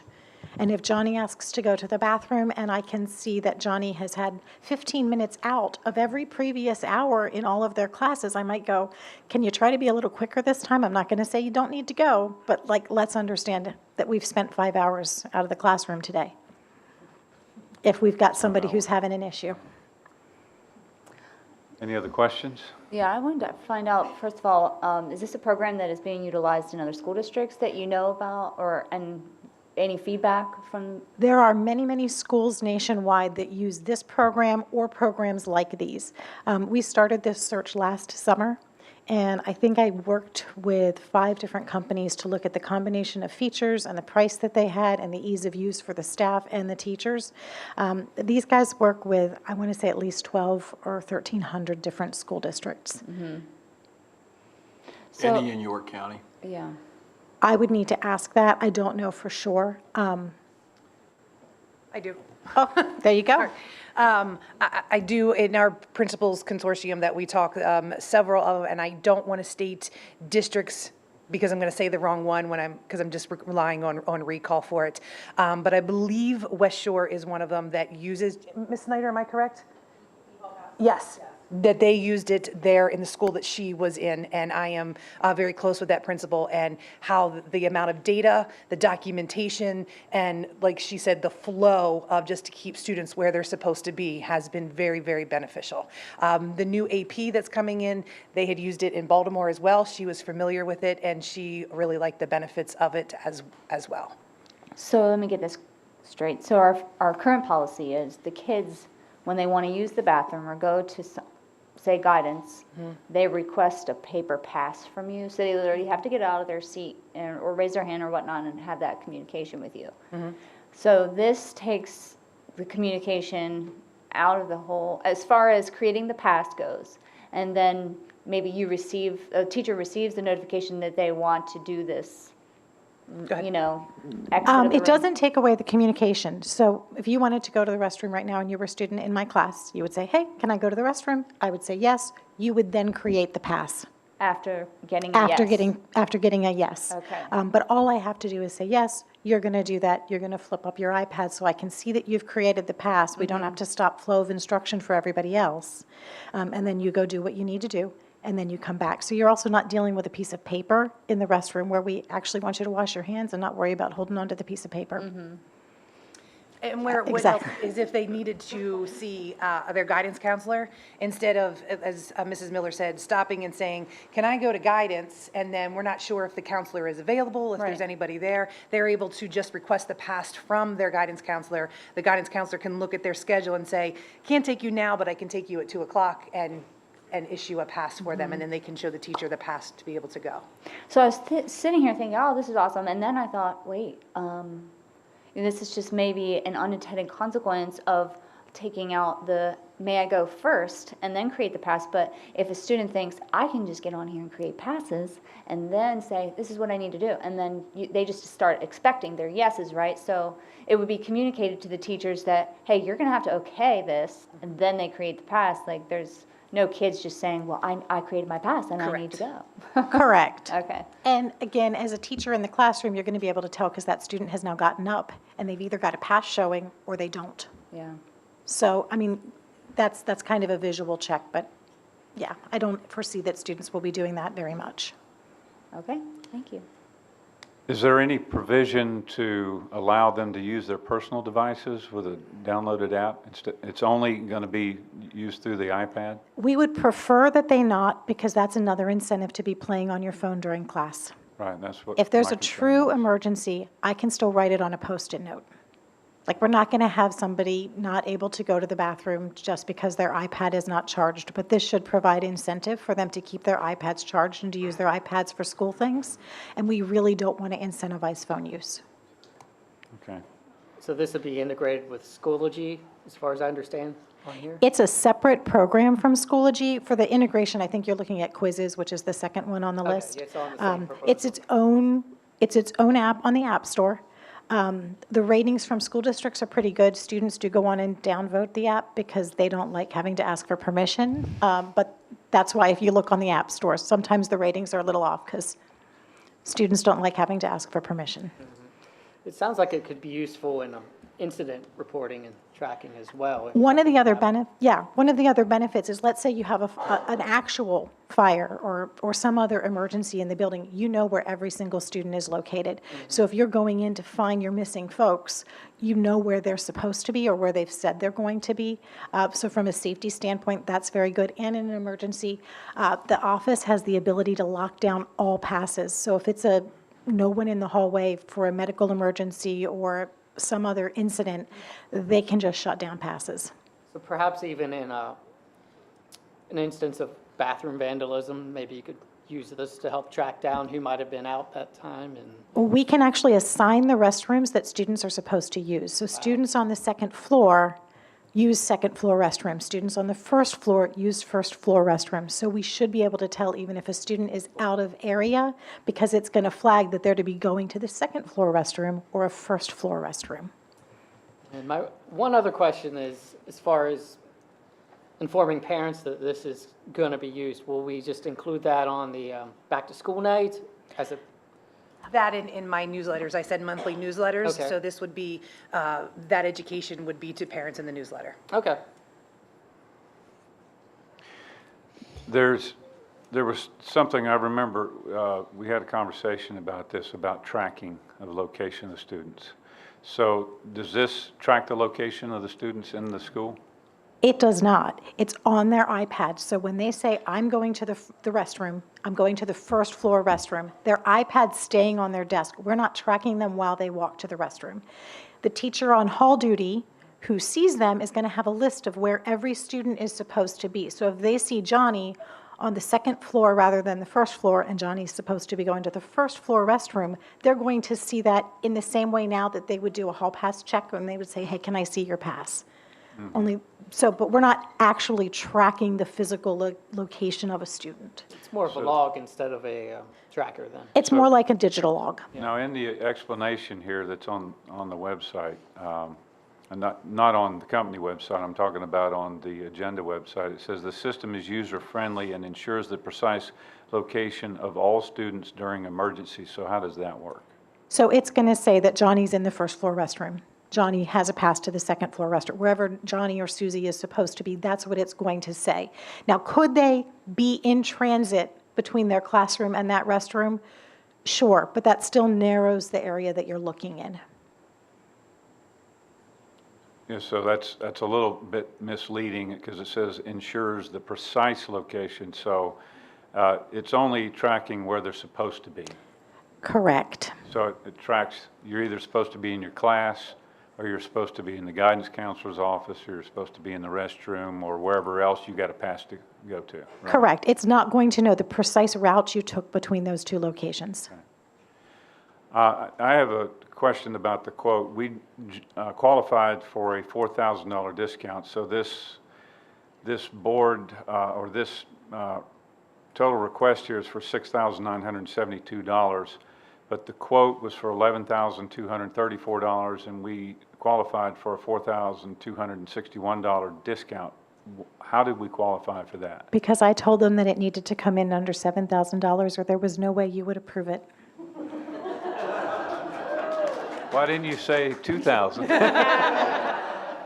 We should try that more. Before I was a teacher, I was a retail buyer for 10 years, and I know how far I can push a vendor. Well done. I have one more question. Director Whitmer. Just one more question in regards to, like for instance, the situation of a child going to the guidance counselor. If they were finished with their appointment with the guidance counselor, how would a teacher know that they were done? Like, would the guidance counselor enter, we are done, this child should be, like, you know what I'm saying? Yeah, they'll have a pass back to the classroom. So the guidance counselor would then create a pass for them? Correct. They would So take the everybody pass and just hit creates return, and they go back. Okay. So I guess the only other thought I had was, so say we have a repeat offender.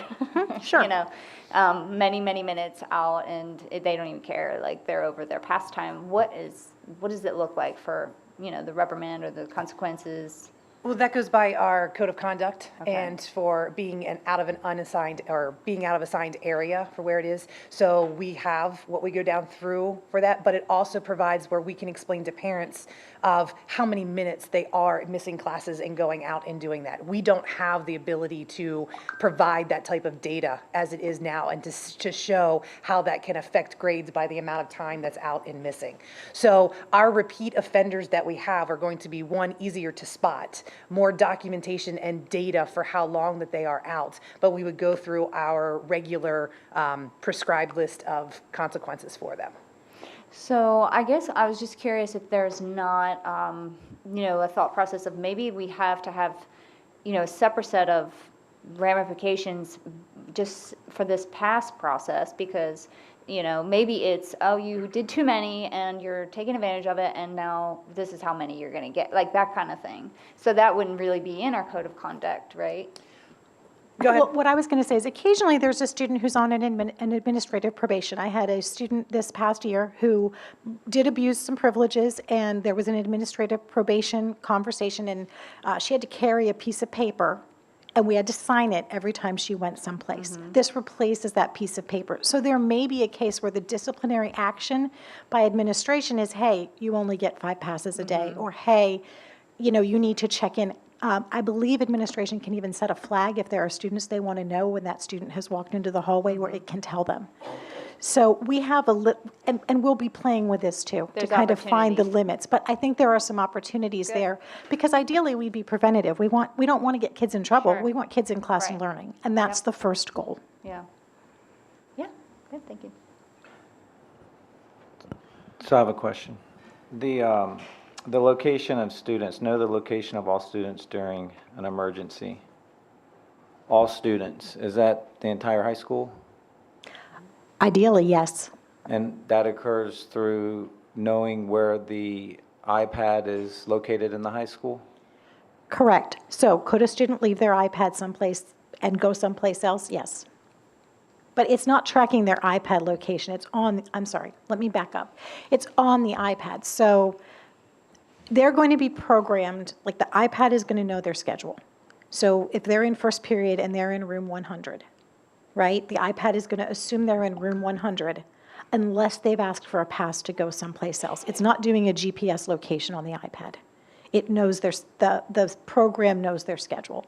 So you're in room 100 and you ask to go to the restroom. That's going to be a first floor restroom. It's going to say now you're in the first floor restroom.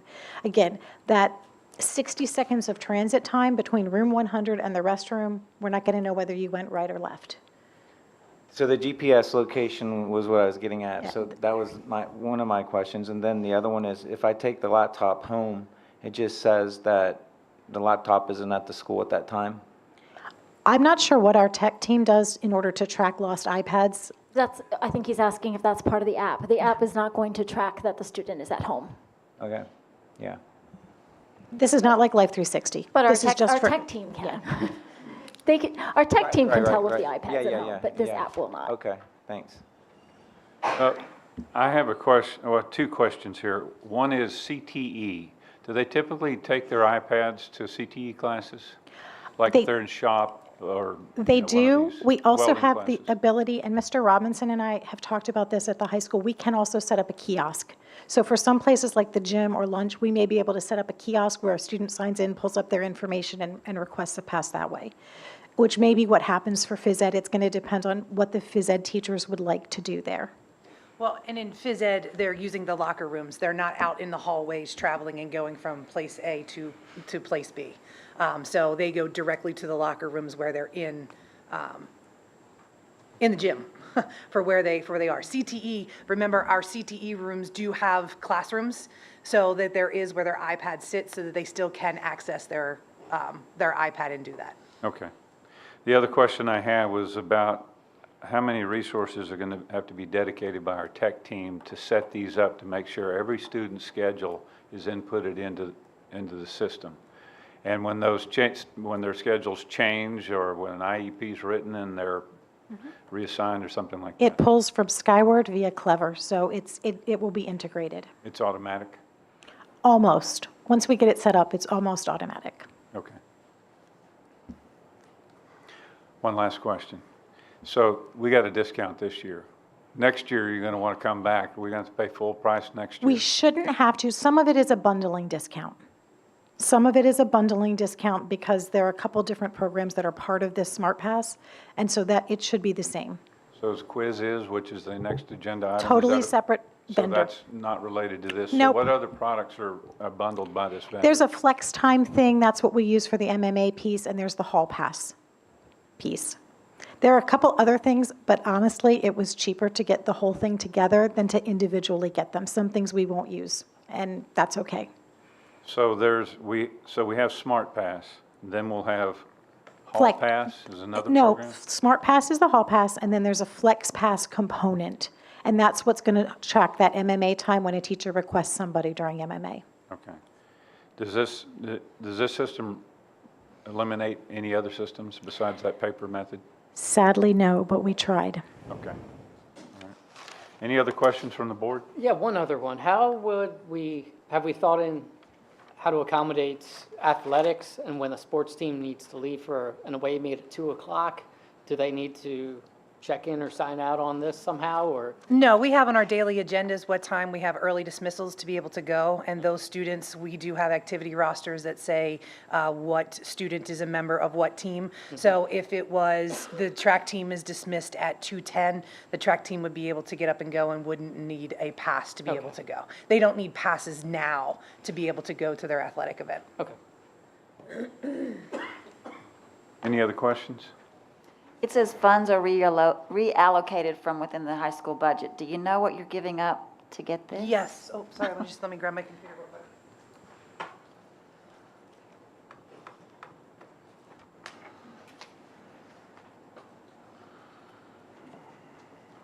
That's a good question, Director Miller. So this, I do have it bundled because for the two expenditures, the quizzes and it.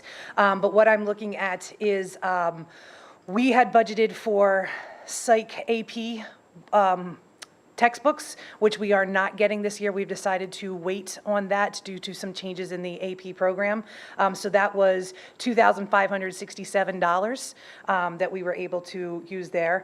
One of the a book study. I usually do a book study with the teachers. We're still using the same book that we used last year, so that was $1,000 that I had budgeted for it.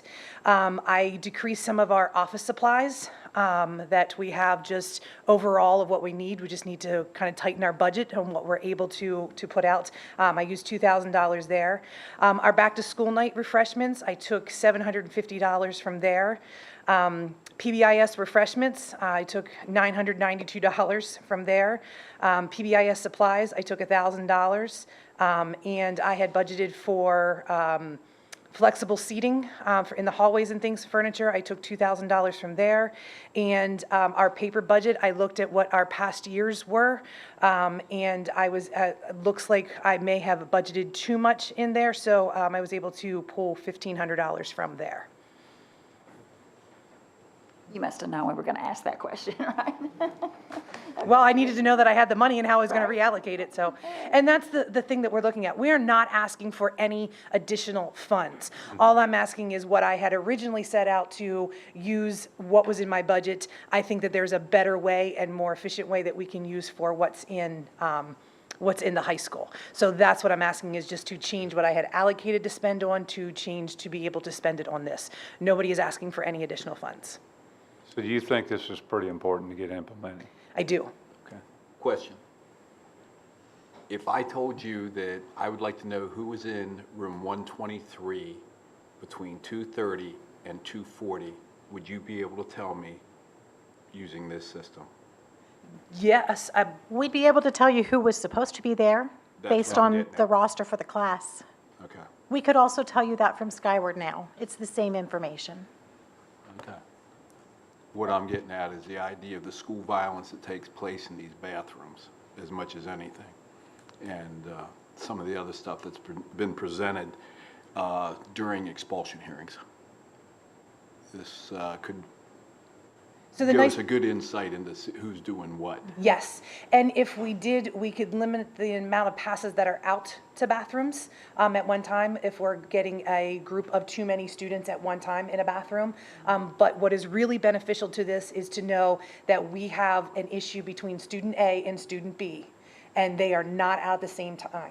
And that could be due to relationships where they're just out wandering the hallways together, or that could be because we have the potential for a fight. And so it enables us to be proactive that those two students should not be able to get out at the same time. Granted, nobody's standing in front of doors and holding students back when they go to walk out a door, but this gives us a little bit more to be proactive. I view this thing almost as an ankle monitor. I really do. Is that a good thing? I'm a retired federal law enforcement, so yeah. That's exactly what I was thinking about this thing the whole time you guys were talking. I can tell who's where exactly when and what time and the amount because of one of the incidents that was reported to me by a father and a student in a bathroom. So. Have you received any feedback from parents about the implementation of this? I did not discuss with parents on the implementation of this. So no, I have not. This is something that we have looked at, that we know we have this issue. We have obviously talked with parents of the students that are our frequent flyers in the hallways, and their responses, don't let them out. Well, it's hard, you can't really tell a student you can't use the bathroom, because when is it real and when is it not? So this just gives us, again, that data and documentation of where they are, how long it has been, so we can share with them. I think you may have already answered this, but so on their Schoology, so the parent will be able to see, my son is at the bathroom 10 times a day. The parents cannot, if I'm correct, the parents cannot see. However, when we have issues and the teachers can pull up and say, over the course of the week, Johnny has spent 150 minutes out of his classes in the bathroom. So that's Parents will see that automatically. No, that's something we will be able to see, that we would need to share with them when and if there is an issue. Okay. That leads to the next question. How long is the memory for what you've got? 1 month, 2 weeks, 6 months? If you I believe it's the whole year. Okay. So if I have a student in class and I say, we've had 18 hours of class time so far, I can say, and you've missed 2 hours. Right. So it's going to pull for certainly a full term. I did not ask about prior years. My guess is it holds something, but I don't know what, and I would need to ask that question. I'd like you to find that out. I'll see what I can find out. Okay. Any other questions from the board? Would you mind coming back later, like once the school year goes, and give us some feedback, how it went, parents, communication, students? Because I'm reading on here, the students don't like it, all that. So I'm just curious. Students don't like our passes, period. And that's what it says. That's what it says. So they're really not going to like this, but yeah. And again, it's not trying to necessarily restrict, but we have over 1,000 students in the high school. It's about safety, it's about numbers, and it's about the learning that's happening in the classrooms, and the data that we can provide for it. I wish it could track cell phones. Parents can, usage. Okay, any other questions? No, but I do want to say the idea of the safety of this really has got my attention, because I was at a federal prison one time where a female staff member was attacked. An attempted rape took place, and had it not been the fact that we required all females to have a body alarm and a radio on, and she was rolled across the floor, and that radio clicked on and off in a control center, and the body alarm did the same thing. Had it not been for that, a rape may have taken place, but we were able to find her. And this allows the tracking of where people are at, and I really like this for vandalism and for any other type of activities. Okay. Thank you very much for answering our questions. We still have quizzes, so don't. I know, we're not going too far. Yeah, for quizzes, Yeah, that's right. so don't go. I didn't want to make them stand up for all of that. It could take, yeah. All right. Is there a motion to approve agenda item 8.04? I'll make a motion to approve 8.04, Smart Pass, Digital Pass, Hall Pass. Second. Director McKinney moves, Director Emig seconds the motion. Is there any discussion?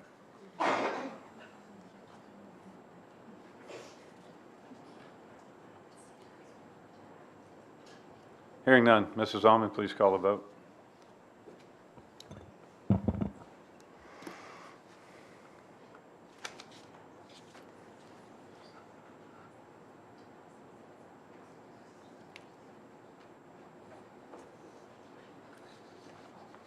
Nine yes. And the motion carries. Next agenda item. Agenda item 8.05, quizzes, quote. So the chair recognizes Mrs. Fasik to begin the discussion of explaining what this system is. Actually, I'm going to defer to Mrs. Miller because it really helps to hear it from the teacher perspective versus an administrative standpoint. All right. Mrs. Miller. Okay, so there is a lot of stuff in the ed tech space, right? You've heard of all kinds of different programs that schools use, Nearpod, quizzes, like there are a lot of different ones. They almost all have some version that's free, that is limiting, that you can use like 5 times and then you're done. Right now, in the high school, we sort of have the Wild West. Different people use different things. About a third of our staff are paying out of pocket for some version of something, but we don't have any internal controls over who's doing what, who's using what, where anything is. So I'm just going to kind of start there. What Quizzes is an online piece of software. And the best analogy that I can give, it lets you do quizzes, like it lets you do like flashcard kinds of quizzes. It lets you present and have interactive presentations where kids can give you feedback while you're talking. It lets you build in formative assessment so you understand if a kid knows what they're doing before you move on to the next topic, or it lets you immediately reteach it. It will let you give them reading passages with questions built in, and you can level those reading passages to different levels of reading. So if you have a student in your classroom who's reading not on level, you can give them basically a lower leveled version of the exact same reading piece with questions so that they're still getting the content at a literacy level that's accessible to them. You can assign asynchronous at-home practice. So if I were going to be out of my classroom for the day, like there's going to be a substitute, and we all know that sometimes that's really effective and sometimes it's less effective when the teacher's not there. Now I can assign an asynchronous module that I've put together with the content they would have gotten, with the questions they would have gotten. I can see how they all do, how they all answer the questions, what I need to reteach the next day, and who didn't do it. So it does all of those things. I can also pull down videos if I'm going to use a video from online, from anywhere, and I can insert questions, and in that way it's like a program called Edpuzzle that a lot of teachers use. In none of these cases is it doing the work for us. This is still your teachers building out of the materials that we have. They have libraries with some things in them. Honestly, I've never found anything that works at the high school level for that. I end up rebuilding my own stuff each time anyway. But what this does do if we have a district subscription is all of the teachers who teach the class can share a library of resources so that we're all using the same resources so we can get more consistency across our classrooms. So does that kind of give you an idea of what this thing is? It does a lot of different things. And I will be very honest, before 3 months ago, I would not have come to you with a proposal for quizzes. They have added a lot of functionality that they did not have 6 months ago. And they seem to be adding functionality faster than any other program that we have access to. We did look at something called Canva, which is free, and we are taking advantage of the free versions. It doesn't do any of the things that Quizzes does. It lets you make very pretty slides and very pretty graphics. It doesn't have the interactive assessment component piece, which lets us do the things that we need to do to use formative assessment to drive instruction. So it's super flexible. It integrates into Schoology if we get a building level platform. That means I can have the kids access it directly from inside Schoology. That means administrators can see what I'm assigning or not assigning in much better detail than they could if I weren't using that integration. 37 teachers in the high school, because I could see the list of everybody who's used it, are already using some kind of either free or self-paid version of this. So teachers are going to know how to use it. I use the free version. It limits you to 20 lessons. I keep having to archive things and get rid of stuff so that I can continue to use it. And even then, I don't have access to all of the different ways of, like I can't do leveled readings unless I have a paid subscription. So this is what we are looking at. I do know that sometimes it can feel odd to pay for software when we know that there are lots of ways to get there. Like we can still write, we can still do other things. The best way that I can explain it is it's a tool. So has everybody like done a project with like a hammer and a nail? Like everybody knows how a house is built approximately, right? We can do that with hammers and screwdrivers and hand tools. Quizzes is the power tools. It lets us be much more effective, much more efficient, and much better leverage the technology that you've given us to take full advantage of all the different ways we can use it to reach kids.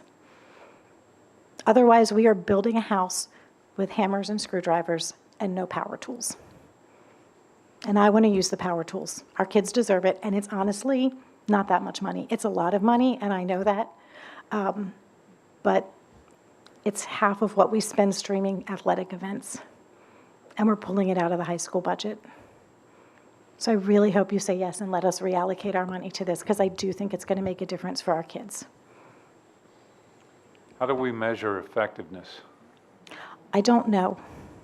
And I'm going to be honest. Do I think that every single teacher will utilize this? No.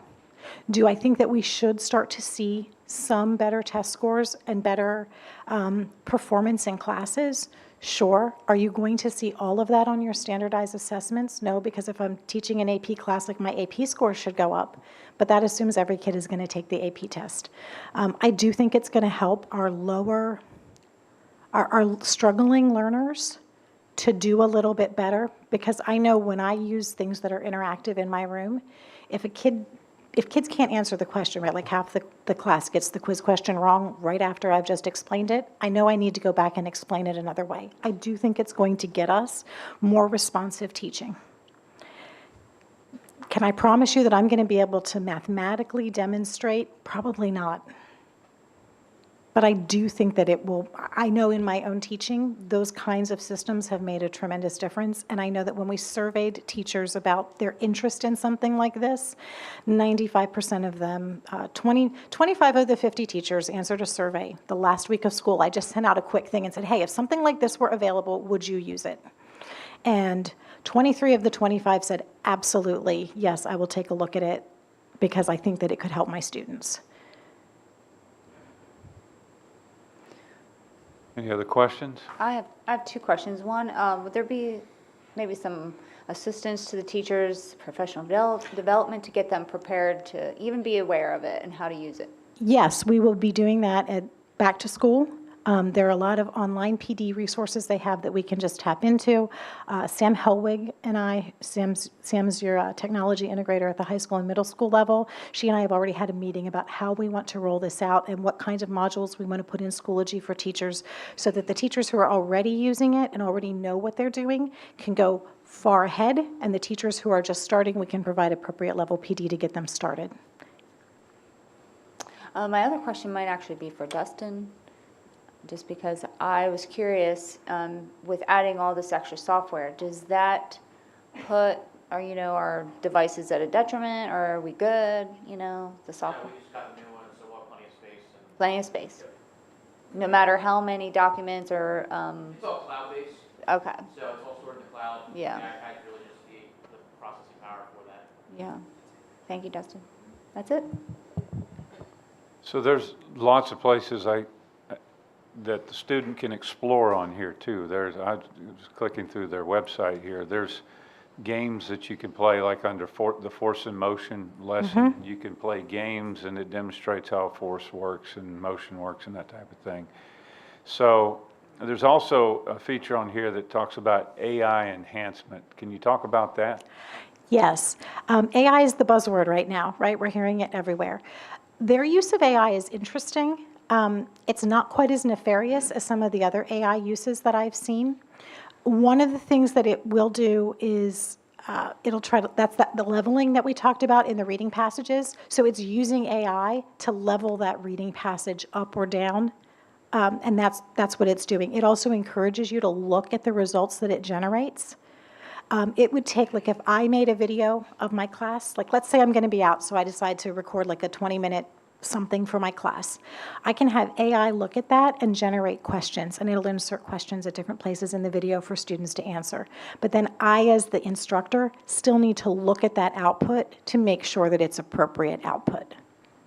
Right. So it's doing those kinds of things. It does this thing where it'll let you try to put in a topic and it'll make up questions. It does okay with that. It's not great.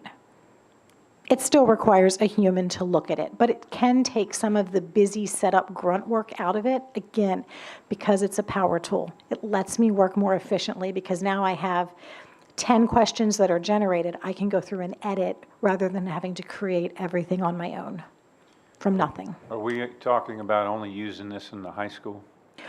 Right now, it's the high school that has pulled out of their budget. Certainly, other buildings could use it, and the price per student goes down as your volume of students go up, but this is not currently a district level initiative. It's just a high school initiative.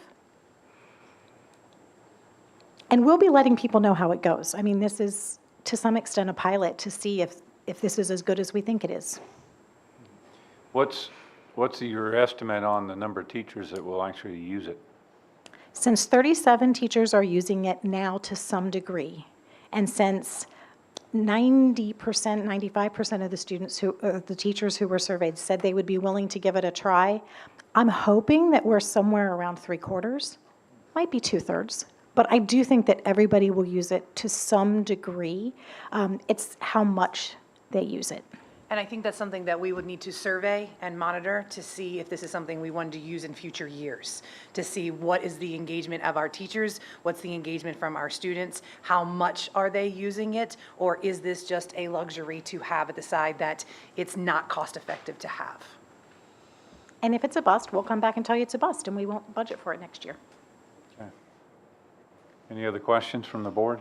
Is that level adjustment for the reading levels, is that automatic based on if they're missing questions, or is that something the teacher needs to adjust? That's something the teacher needs to do. There are some things that are leveled where you can have it ask different questions. I don't know if I trust it enough to do that yet. I want to see it first. I trust the teacher more. Me too. Any other questions? All right, thank you. Thank you.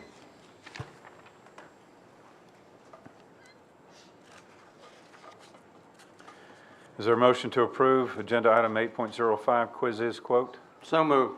Director Emig moves. Is there a second? I'll second. Director Miller seconds. Is there any discussion?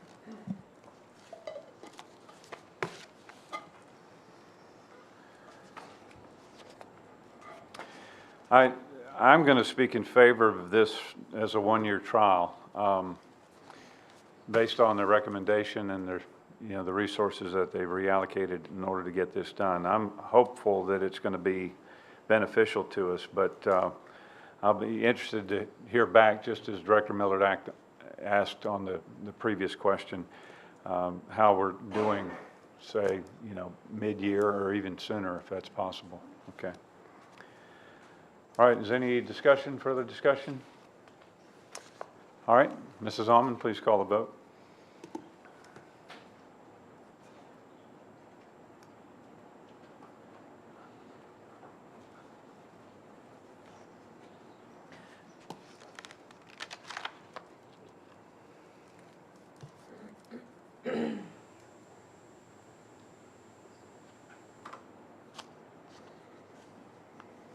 Nine yes.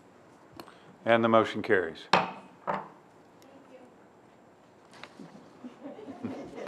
You're welcome. The next is agenda item 8.06, the 2024-2025 bus routes. There's a typo in there in that number. It says 205, but it's 2025.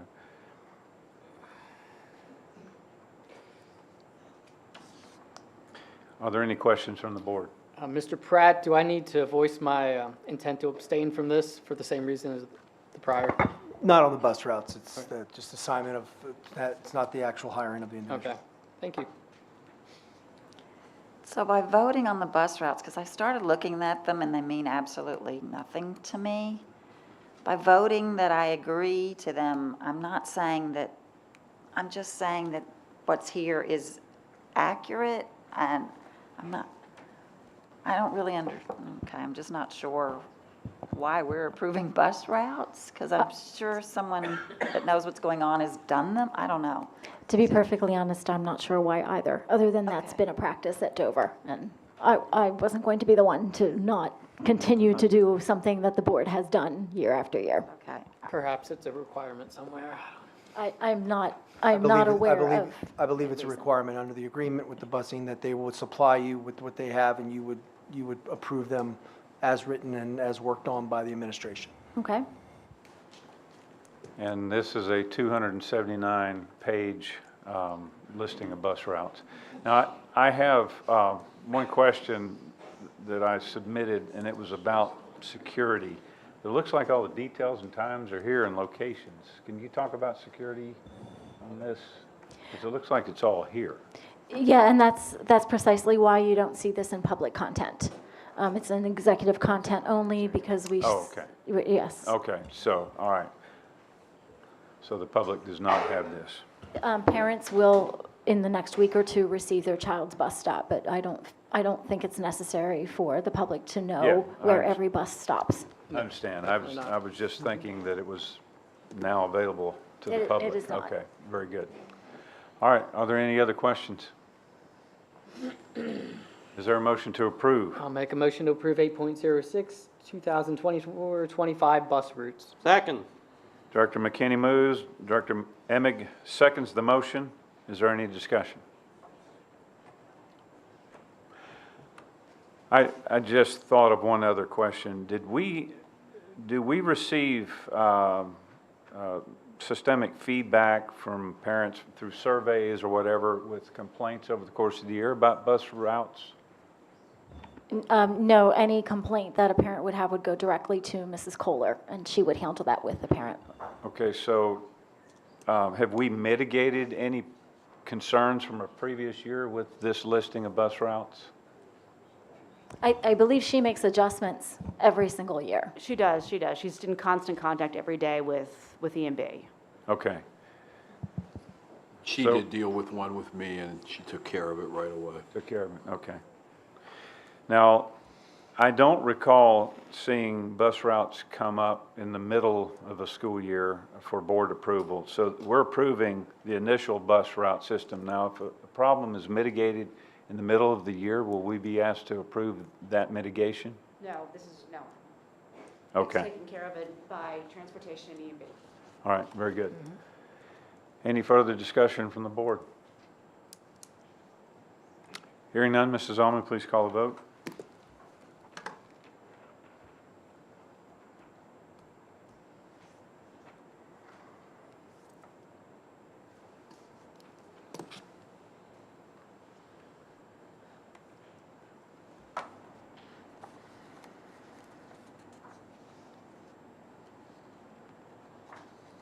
Nine yes. And the motion carries. The 2024-2025 bus routes are adopted.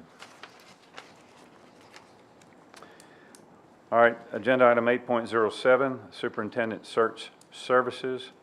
The board is considering two agencies to assist the board in conducting a superintendent search to replace Dr. Cartwright, who finishes her term with us on August 9th.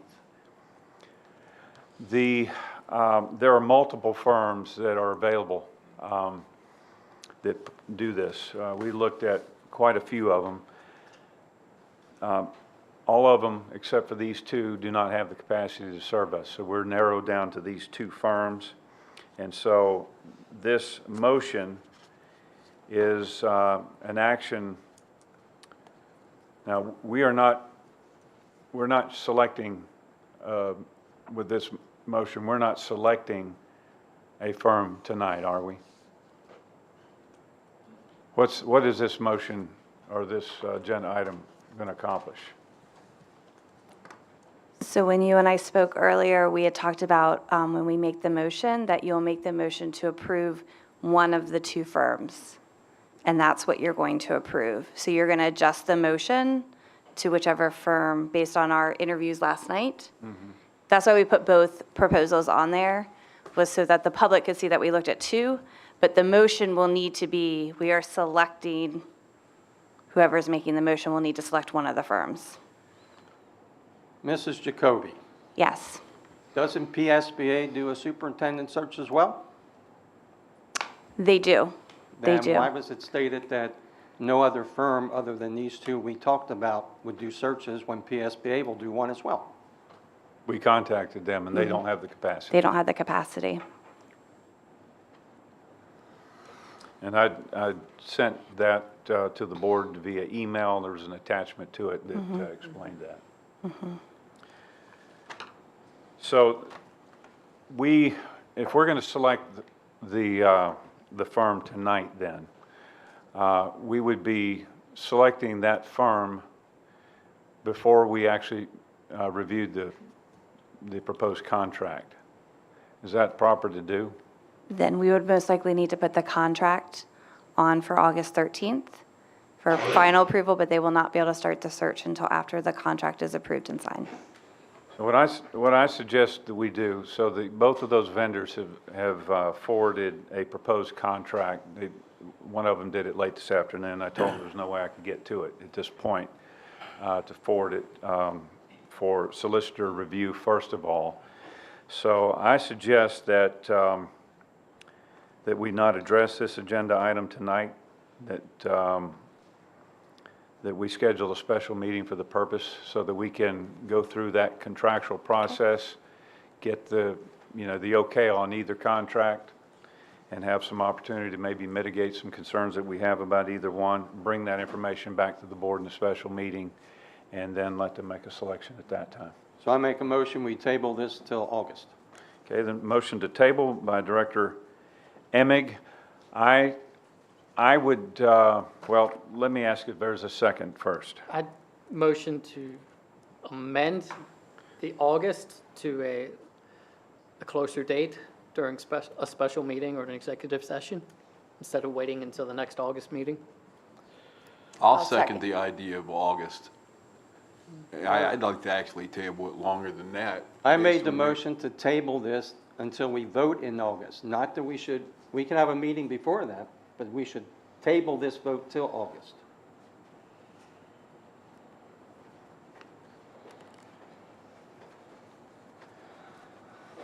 If we table it until August, can we schedule a meeting prior? Okay, hold on just a second. So the motion's made by Director Emig to table this agenda item until the August meeting, and it was seconded by Director Wolverton. Correct? All right, so what we're going to discuss now is only the motion to table for a vote in August. Is there any discussion? I think that prolongs the process. I think that we're probably, differing views on whether or not we need a search firm, so maybe that's what we need to discuss. Yeah, most definitely. Because I think with having the assistant superintendent step into the slot, we need to take a look at her performance and what she feels and how she feels 3 or 4 months from now in doing this job. To give that careful consideration. One of the things, as I've stated before, is I like the idea of having someone who knows all the players in the district, someone who has had past performance and done well, as compared to getting somebody in here from Maine or Florida or somewhere for 2 or 3 years. That's just my belief. Get someone local who knows the people and who has a kind of a stake in the district, the reputation, local reputation, that type of thing. That means a lot. That counts for an awful lot. Okay, just to keep our discussion germane to the motion, so the motion is to table this agenda item until the August meeting. So we're discussing the motion to table, not the selection of a firm at this point. So discussion on the motion to table. I'd like to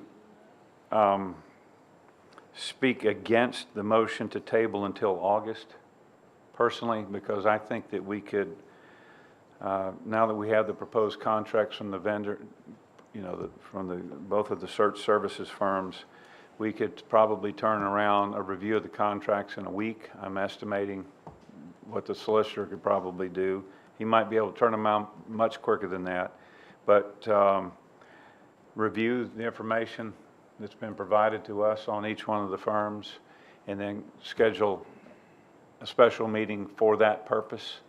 We could come in and probably make a selection either up or down on either one or none, probably within a week and a half or so, and get the process moving. Any further discussion? I agree. I'm okay with tabling it tonight, but I too am concerned about setting a date in August. I mean, for me, I would rather the motion were simply we table tonight and we see where we are in this process week by week, day by day. So are you making a motion to amend? I will make a motion to amend that the motion be that we table it tonight with no defined. And strike the words vote in August. Correct. I will second that because that's the intent of my prior amendment proposed. All right, Director Kindig motions to amend, to strike the words vote in August. Director McKinney seconds the motion. Is there any discussion on the motion to amend?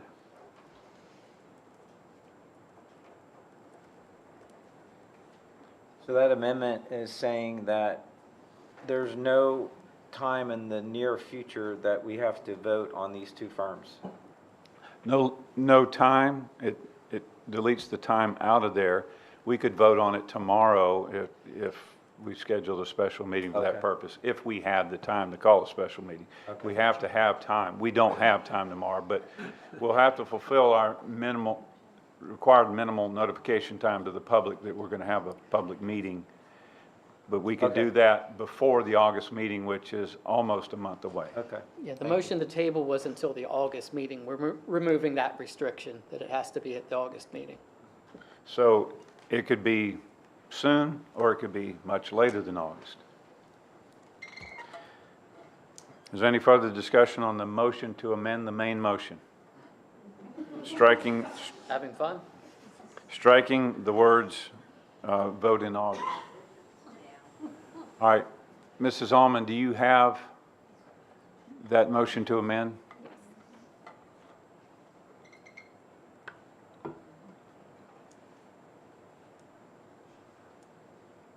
Okay, so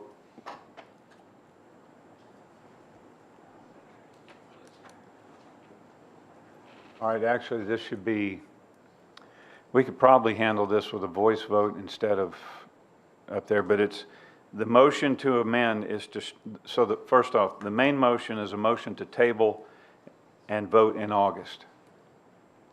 Okay? The motion to amend is to strike the words vote in August, and which would, if it prevails, then the main motion would be just simply a motion to table. So we're on a secondary motion.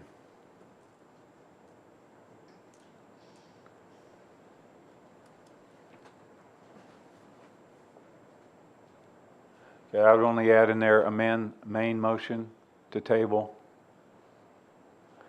by striking the words vote in August, and you have deleting, which will be, that's fine there. Okay, is everybody clear what we're voting on? All right, Mrs. Allman, please call the vote.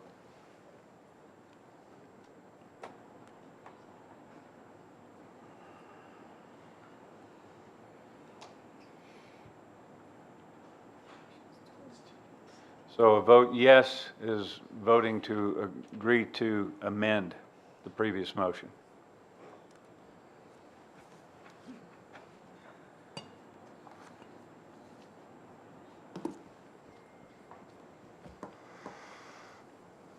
Seven yes, 2 no. And the motion to amend carries. The main motion has now been amended to motion to table. Is there any further discussion? I don't know if it's appropriate now or at board, but since it's the same topic, I think it's important, on Dave's note, Director Wolverton's, what he said, I'd like to see us promote from within. And if we promote from within and then there's a vacancy in that position, we promote from within. And if there's a vacancy in that position, we promote from within. So it'll save us $20,000. And I'd like to see us do that. Okay, so just as a reminder, what we are discussing now is the motion I to table. understand. I understand.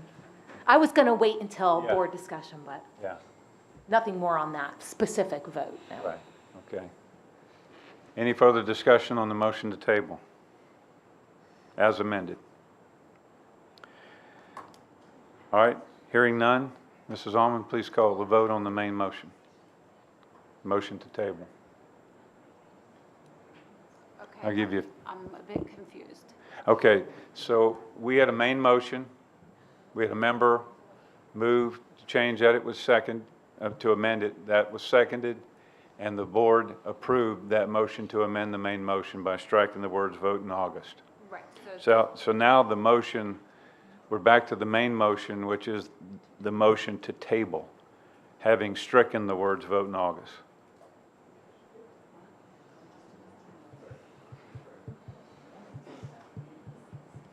Mhm.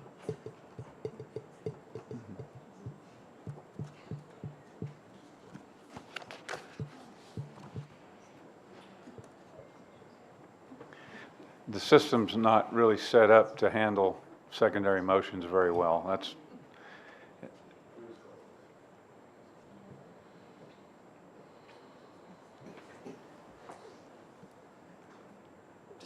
Enter a voice vote into the minutes.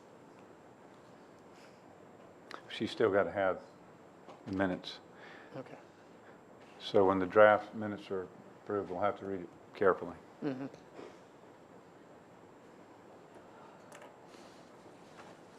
Okay. I think I have the motion. It will pop up on the screen after someone makes a motion and seconds. Okay, so we're back to the main motion. It doesn't have to be, it's already been moved and seconded. It's just been amended now. So it is on the floor for discussion. Can you repeat who made the motion and who? So the main motion was made by Director Emig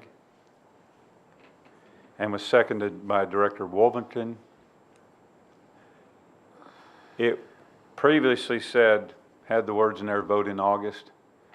It was amended, and now it says the board motions to table agenda item 8. Perfect.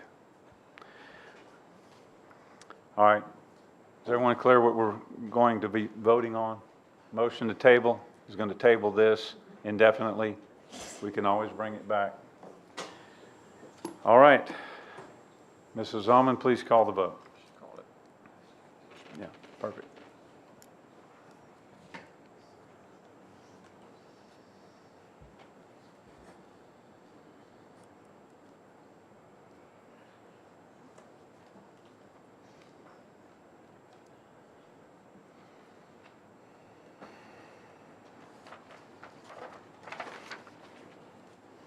Eight yes, 1 no.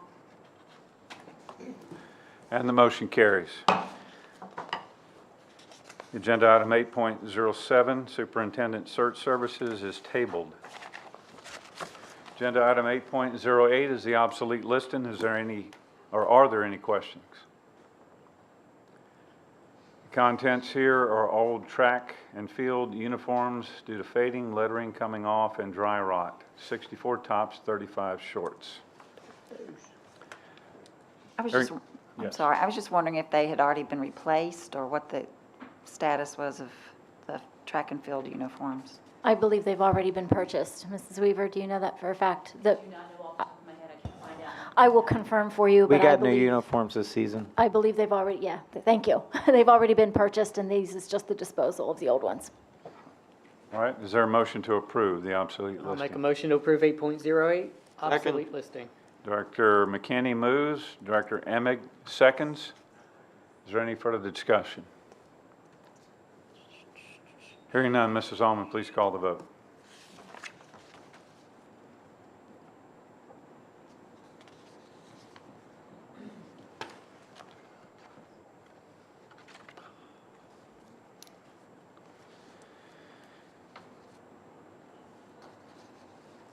Nine yes. And the motion carries.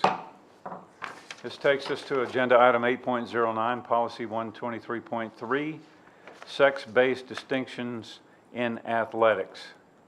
Copy of the policy is attached. Are there any questions? So this policy went through first reading May 14th, 2024, second reading June 20th, 2024. Someone leaned against the switch. It's not an emergency. You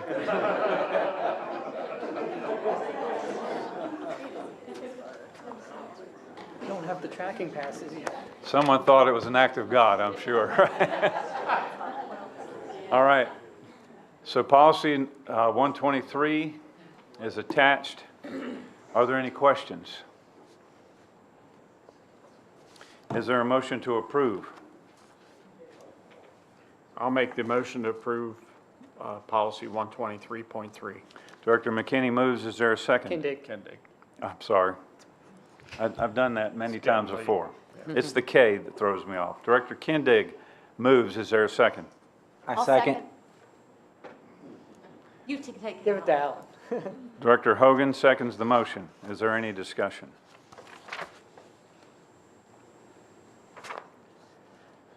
I would just like to point out on this policy, if you look at the second paragraph, it says separate athletic teams on the basis of sex, preserves fairness, provides increased opportunities for females, and are safer. And that's really the purpose of this policy, and that's why I, as one board member, support it. Under the first sentence, under authority, Title IX was designed to stop discrimination and create equal athletic opportunities for girls in educational settings. Again, that is the reason for Title IX, and that's why we're having this discussion to implement this policy. Section A, under provisions, it is the policy of this district that athletic teams and sports shall not be segregated on the basis of irrelevant classifications such as race, color, religion, ancestry, national origin, sexual orientation, or gender identity. So the policy is saying we will not prevent someone from participating in a sport because of their race. We won't prevent somebody from participating because of their religion, and we will not prevent anyone from participating in a sport because of their gender identity. This policy lists exceptions for specific reasons, so the district has some latitude to afford as many opportunities for students to participate in athletics as possible. And finally, a real important part of this policy is it reinforces an environment of respect. It says students and adults are expected to be respectful and welcoming to all students, regardless of gender identity or any other class, and violations are subject to discipline under existing policies, including but not limited to the harassment, hazing, and bullying policies. Amen. So I, as one member of this board, support this policy. Well stated, Director Kindig, and I will also speak in favor of the adoption of this policy. Any further discussion?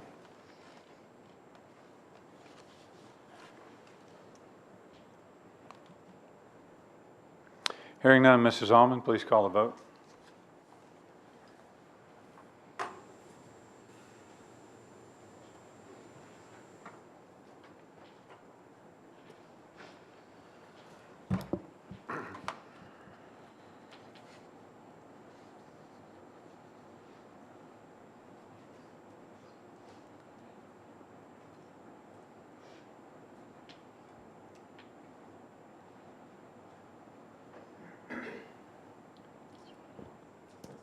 Director Miller, are you able to vote? It did not come through. Go to that button.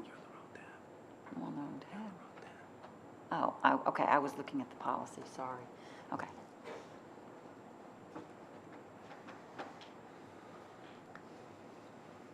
Seven yes, 2 no. And the motion carries. All right, next agenda item. Agenda item 8.10, policy number 216.2, student records, name, sex, gender identity. Copy of the policy is attached. This particular policy went through first reading in May, second reading in June. Are there any questions?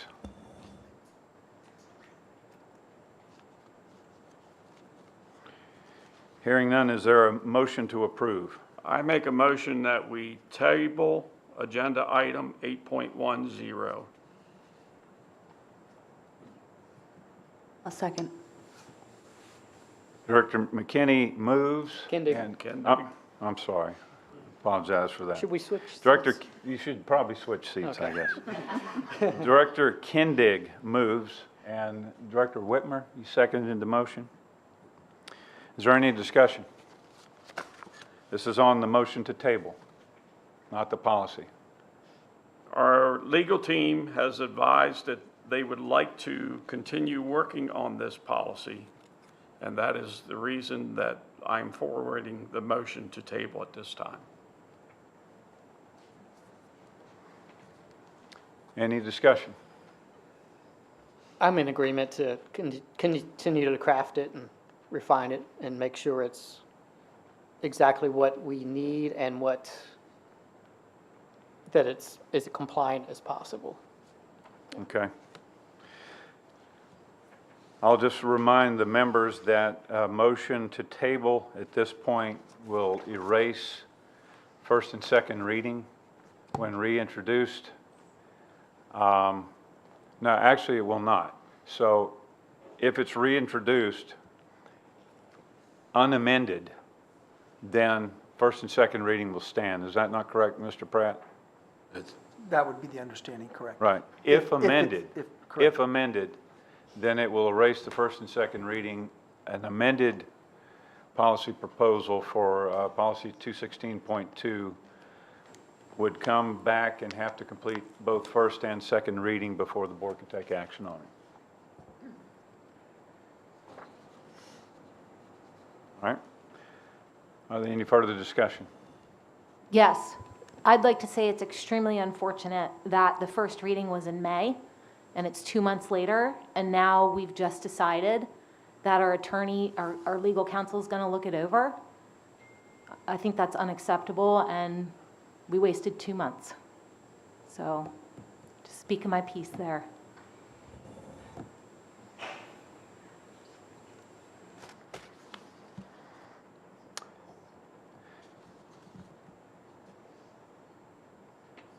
Any further discussion?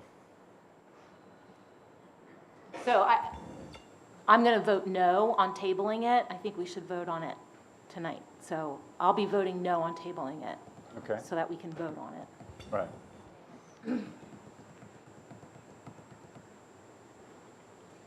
All right. No further discussion. Mrs. Almond, please call the vote. This is on a motion to table, not the main, or not the agenda item 8.10, policy number 216. This is a motion to table. So a yes vote is a motion to table it. A no vote is a motion to not table it.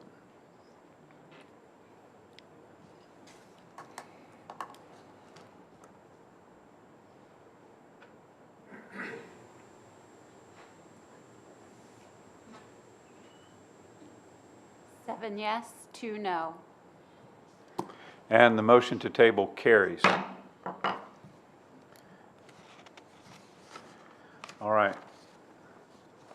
Agenda item 8.11, request for proposal, RFP for district solicitor. It has been, hold on a second. It's been approximately 14 years since the district has conducted an RFP for the position of solicitor. Vice President Kindig, as stated in the agenda item itself on the website, recommends a motion to initiate the RFP process for district solicitor. Chair recognizes Director Kindig for additional comments.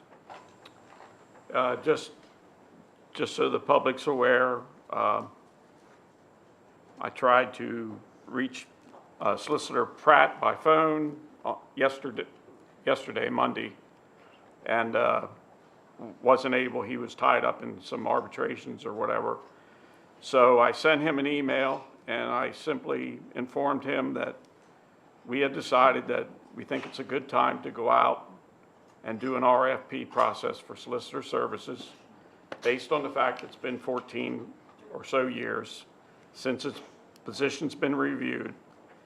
And I also included in that email, your firm is invited and encouraged to apply for consideration. So this is not a matter that we're firing the solicitor. It's a matter we're going to go out and review proposals from several different firms and see what may or may not make sense for us as a school district. And the solicitor is more than welcome to have his firm apply, put in the paperwork. So what we are taking action on now, and maybe this needs to be, says request for proposal, RFP, district solicitor. So what we are doing is approving an action to initiate the RFP process. Is that correct? Is that, is the agenda item stated correctly, Solicitor Pratt?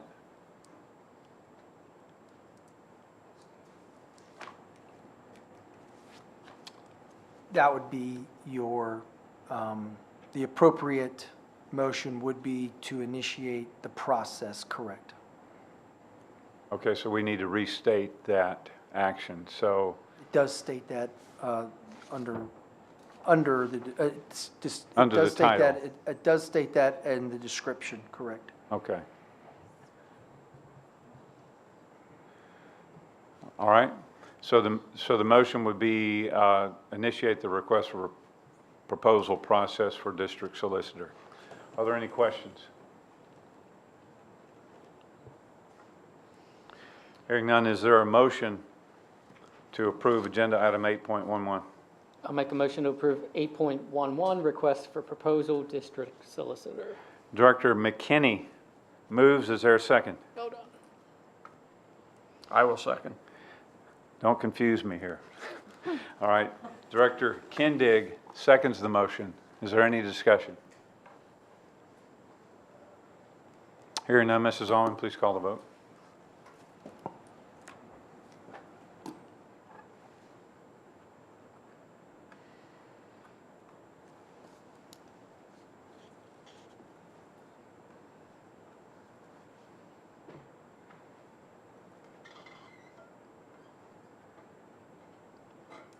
Eight yes, 1 no. 8 yes, 1 no. Yes. And the motion carries. Agenda item 8.12, minutes of the minutes of the May 21st, 2024 board meeting. Minutes are attached on the link. Are there any comments or edits or corrections to the minutes?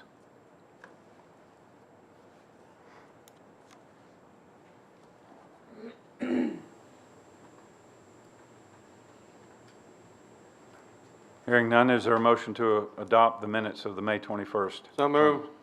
Director Amig moves. Is there a second? Second. Director Meese seconds the motion. Is there any discussion? Hearing none, Mrs. Allman, please call the vote.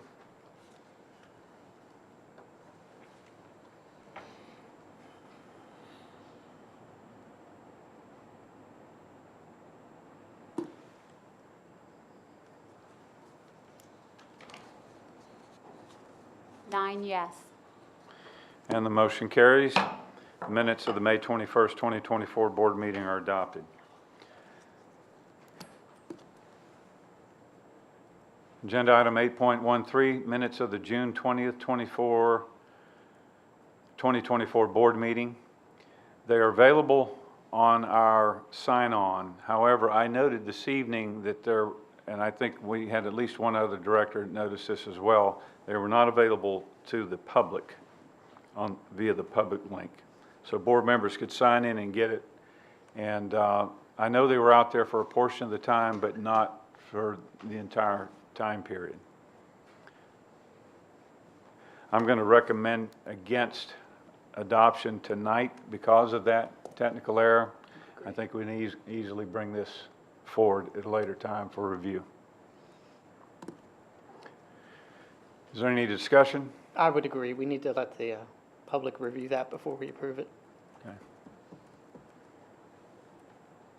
Is there a motion to approve the June 2024 board minutes? I'll make the motion to approve the minutes of the June 20th, 24 meeting. Okay, so now I'm confused. You just stated that you recommend we wait. I was making the motion that to vote on it so we can vote it down. Is that the process you were looking at? Or? Okay, I see what you're saying. All right. So there is a motion to approve the minutes by Director McKinney. Is there a second? Second. Director Emig seconds the motion.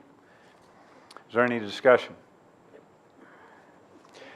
Yeah, I'm now confused. So now, Because I would think we would make a motion to table them That's one way. so that they can be, we make sure they're out on the website, that the public and the board can read them, and then we vote on them at our next August meeting. it can be easily handled that way. So when a motion is made, what the member is really saying is that they agree we should discuss it. And it's been seconded, which that allows us to bring it forward to actually discuss it. As Director McKinney stated, his intent here is to bring it up for discussion, and then we defeat the motion, which will essentially not adopt them. So if we vote no on this, we've not adopted them, they will be required by law to come back because we have to adopt our minutes, because that's the official record. So it will automatically come back at the next meeting if this motion is I defeated. thought that was the intent of your recommendation when I made the motion. All right. I just want to make sure we're clear on that, so. We're agreeing. All right, so does everybody understand that process? Is there any further discussion? Mrs. Almond, will you please call the vote? This is a fun one.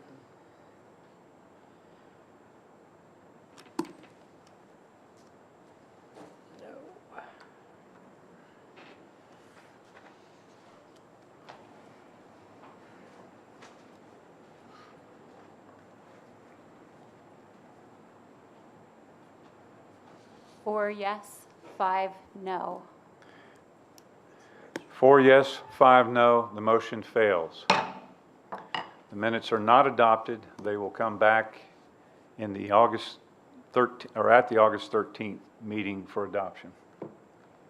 All right, this takes us to our second public comment period. As I stated before, the board uses the public comment period as an opportunity to listen but not to debate issues or enter into a question and answer session with the speaker. Public comment must be germane to the school district business. The board values civil, respectful statements and clear and concise communications that helps to inform its deliberations. This particular public comment period is, each speaker will be entitled to speak for up to 2 minutes. There'll be a timer that will be adjusted to reflect that time period. I'll also give you a reminder.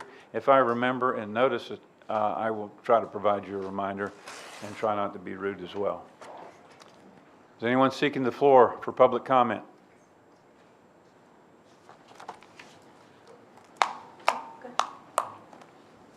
Spring Davidson, I signed in previously.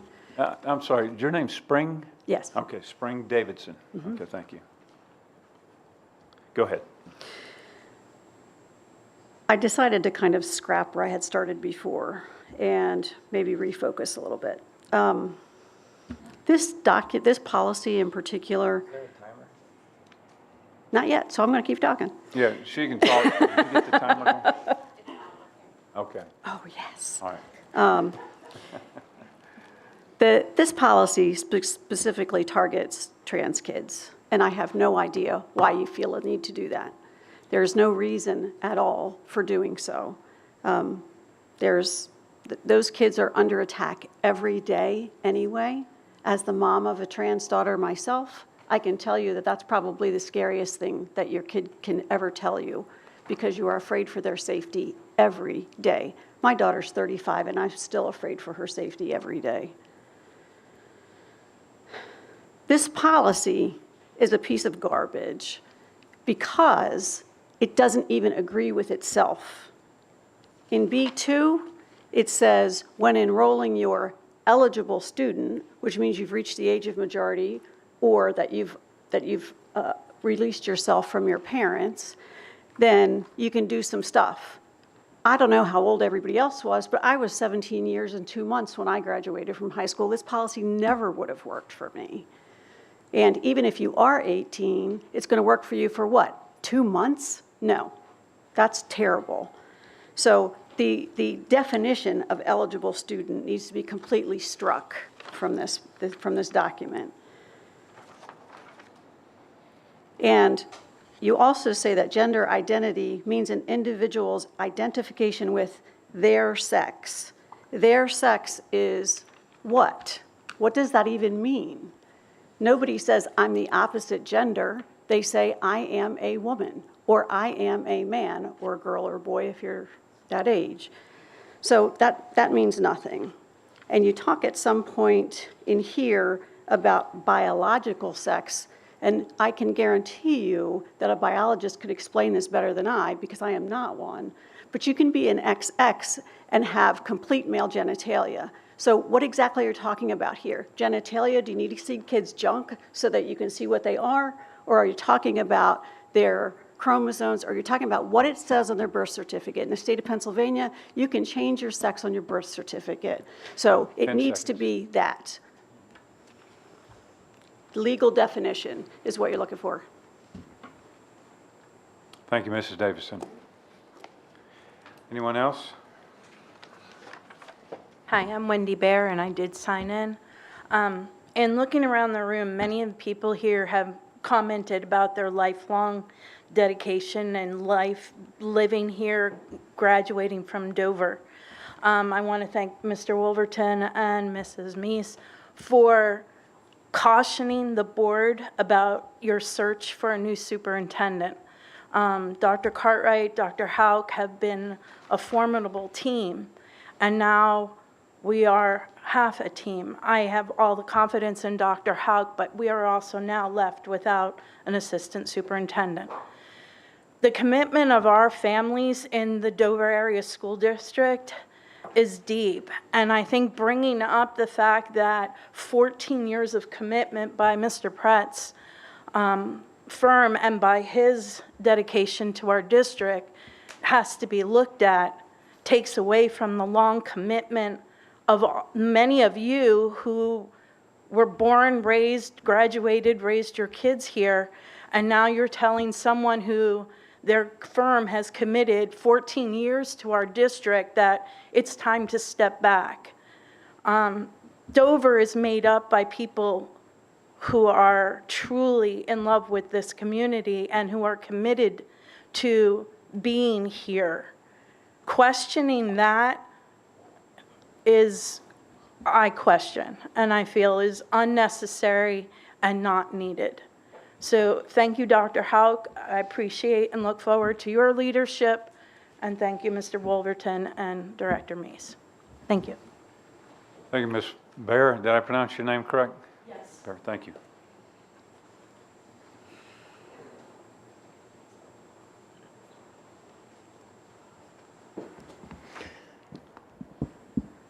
Hi, I'm Robert Eschbach, co-president of DAEA and co-negotiations chair from last negotiations.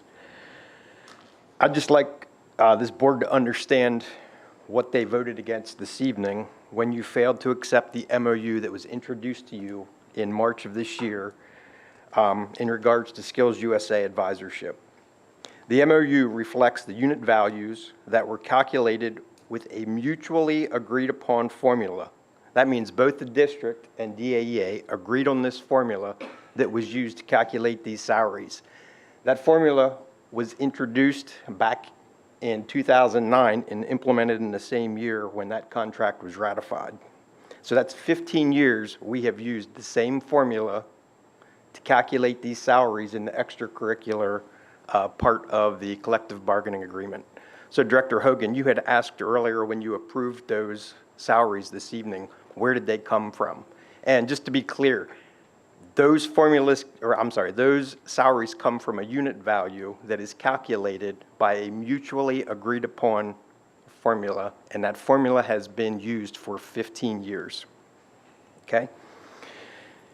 The hours have not only been calculated, but they've been verified and been approved by this district's administration for the last few years. The Work Skills USA Advisors goes above and beyond the regular workday. This is the work that supports our students, giving them the opportunity to be national finalists, which Mr. Smith just shared with you this evening. The board's unwillingness to recognize DAE's efforts to provide opportunities for the students is very disappointing. And the community, you should be disappointed as well. Thank you. Thank you, Mr. Eschbach.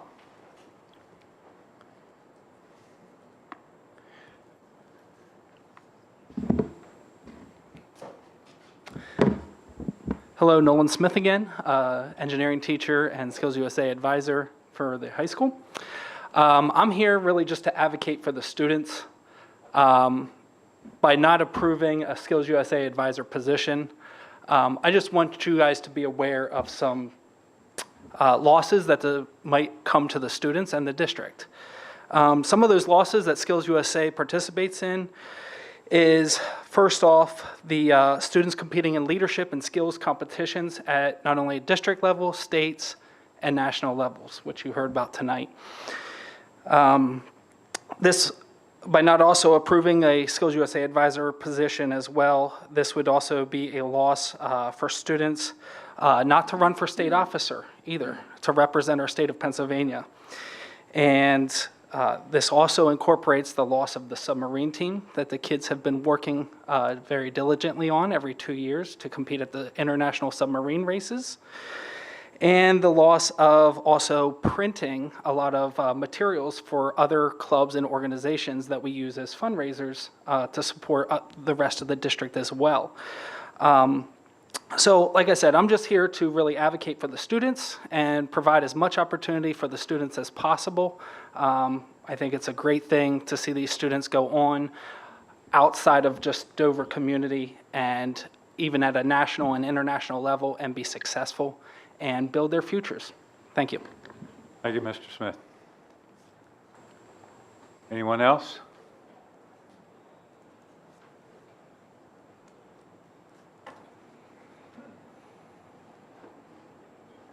Maria Wartz.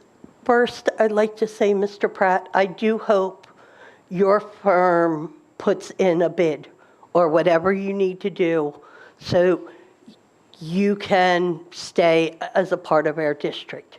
I believe the work you have done and your team has done over the past 14 years speaks for itself. Secondly, I agree with the other speaker that Mrs. Cartwright or Dr. Cartwright and Dr., I know I'm going to say it wrong, Hauk, worked fantastic as a team. I would love to see someone come in as her assistant superintendent, and let's see how well she can do for a year. Before you guys start looking at hiring someone else, let's give her a chance because she deserves it. She knows the school, she knows the students, she knows the teachers, she knows the parents. Let's give her that opportunity. So thank you guys very much for putting that off of the agenda, but I do want to see her get a chance. Thank you, Ms. Worth. Anyone else?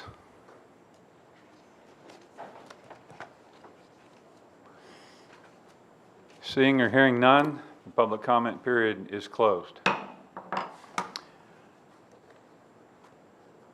So this takes us to miscellaneous. Agenda item 10.01, comments and observations from board members. I will start on my right, Director Hogan. So, in response to doing a search, I have full confidence in Dr. Houck, and she knows that. It's more than just looking for people to fill a position. They bring value in helping us to how you review a superintendent, how do you track values. It gets your mindset in an equilibrium with the superintendent you intend to hire. So if that happens to be Dr. Houck, we're in a good position to use a firm to help us work with Dr. Houck. So it's not just finding a person, and I just wanted to bring that up. Secondly, the RFK is good for just business protocol to follow through for all sorts of reasons, and Mr. Pratt also knows, like, I have a good relationship with him, so it's not about, getting rid of someone. It's about doing our job and being responsible to the people who voted us in to look at all aspects of what we do as a school director. Thirdly, the MOU for DAEA, after hearing you guys speak, now I voted no, so Terry Emig and I voted no, so we're on your side there. But when you say those things about what happened and not having a submarine team and some of these other things, that strikes close to me because my kids participate in that. So somewhere along the line, I was out of the loop when this was brought up today. I know I was on vacation in June, so I missed a meeting, but I would have definitely been at bat for that in any conversation that took place. So I'm disappointed with that. And that's it for me. I think as a school board, we do want to support everyone. I don't think we are saying no to Mr. Pratt or no to Dr. Houck. I think we're just keeping all possibilities open. I hope we're not totally getting rid of Skills USA. We just want to come back to the table.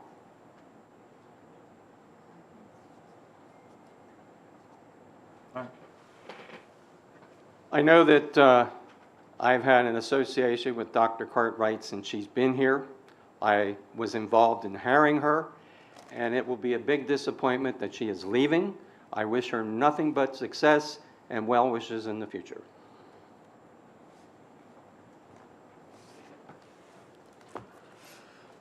I have to be cautious in what I say on this subject, but my understanding on the Skills USA is different than what was presented tonight. My understanding is this spreadsheet is something the union developed, and the administration has never seen the spreadsheet.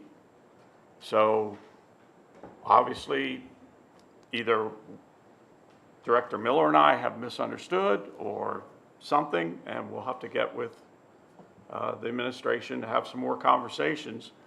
But I just wanted to point out that our perception is not in agreement with what was presented. Okay. That's it. Okay, I'll come back to you, Dr. Houck. Director McKinney. Yeah, I just want to echo what the other director said. We do have full confidence in Dr. Houck. We're glad to see her in this position. We hope she excels, and we hope she's the one for us. But we are also just going to do our due diligence and do what's best for the district. Same with the solicitor position, and every policy that we pass, we are doing it with the best intent for the district as a whole on our hearts and minds, and that's basically how we do business. So at times it seems like we draw things out. This was a long meeting. We had some procedural fun, but we do take this job seriously, and we're going to do our best in every single policy, every single decision we make for the public. So, go ahead. Dr. Mace. As far as the MOU is concerned, it's public knowledge and the MOU's in there. I'm against the amount in the MOU. I'm not against an MOU. I'm just against the amount and in comparison to the other amounts. And as far as I understand, the formula is very broad and there's a lot of opinion and a lot of conjecture in the formula, so it's not very data-driven. So the amounts can come upon, I don't think based on like data and just through opinion. Is my mic weird? There's a little bit of ringing. Okay. Yeah. Feedback. Oh, yeah. So that's as far as the MOU goes. And as far as I thought, I might be misunderstanding too. If we don't have an MOU, don't we continue to pay based on the rates that we have now? Like we're not eliminating the position. Can somebody help me out with that? We're not eliminating the advisor position. It's my understanding we're not eliminating any positions. I know it was presented that way. Dr. Houck, So when Mr. Nolan spoke, he said there's not going to be an advisor anymore? Did Mrs. Jacoby leave? No. Oh, Do you have a response, Mrs. Jacoby?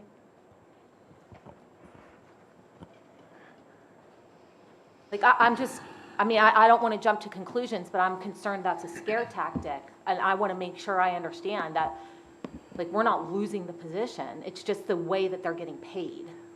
Well, right now, though, in the contract, there was language in this contract that said as of July 1, 2024, the Skills USA advisors are being paid on the extracurricular schedule by unit value. I don't have a unit value right now.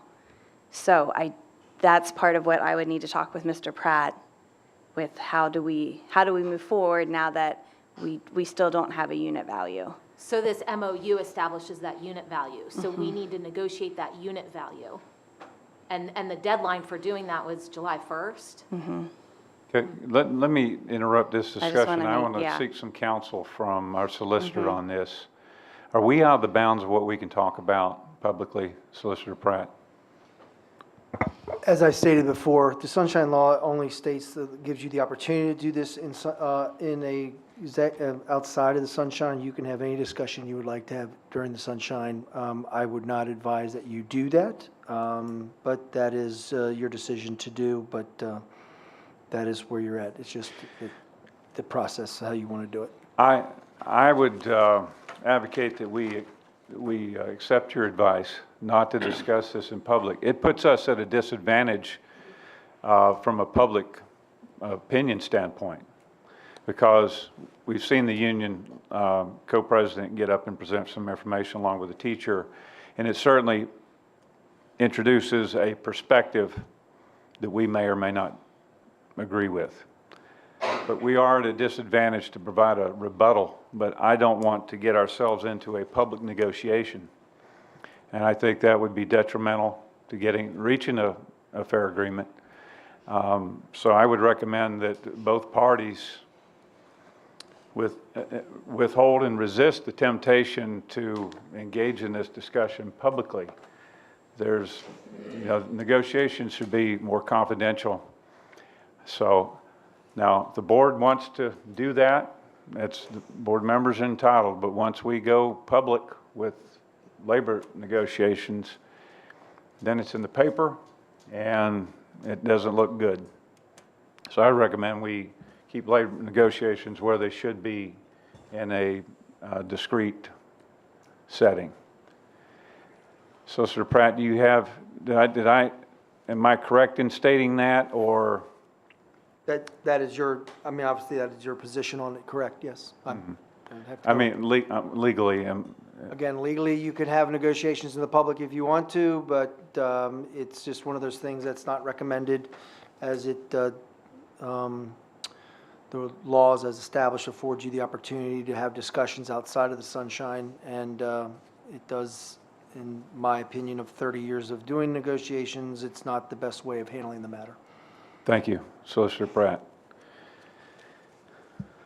All right. Okay. Okay. On a lighter note, I wanted to congratulate the appointments that were appointed this evening. I don't know if there was somebody that was here. Was there somebody that was here that we appointed? And then I thought, no? Oh, because somebody got up and left. But I wanted to congratulate the new staff members that were appointed. And then I also would like to thank those resignations that we accepted and thank them for their service in our district. And that's it. Thank you. Okay, thank you, Director Meese. Director Whitmer? I have nothing. Nothing? Okay. Director Wolverton? Yeah, I'm going to address that MOU, and it's basically, having been a former union president, I'll just say that I certainly don't have a clear understanding. I'll just put it to you that way.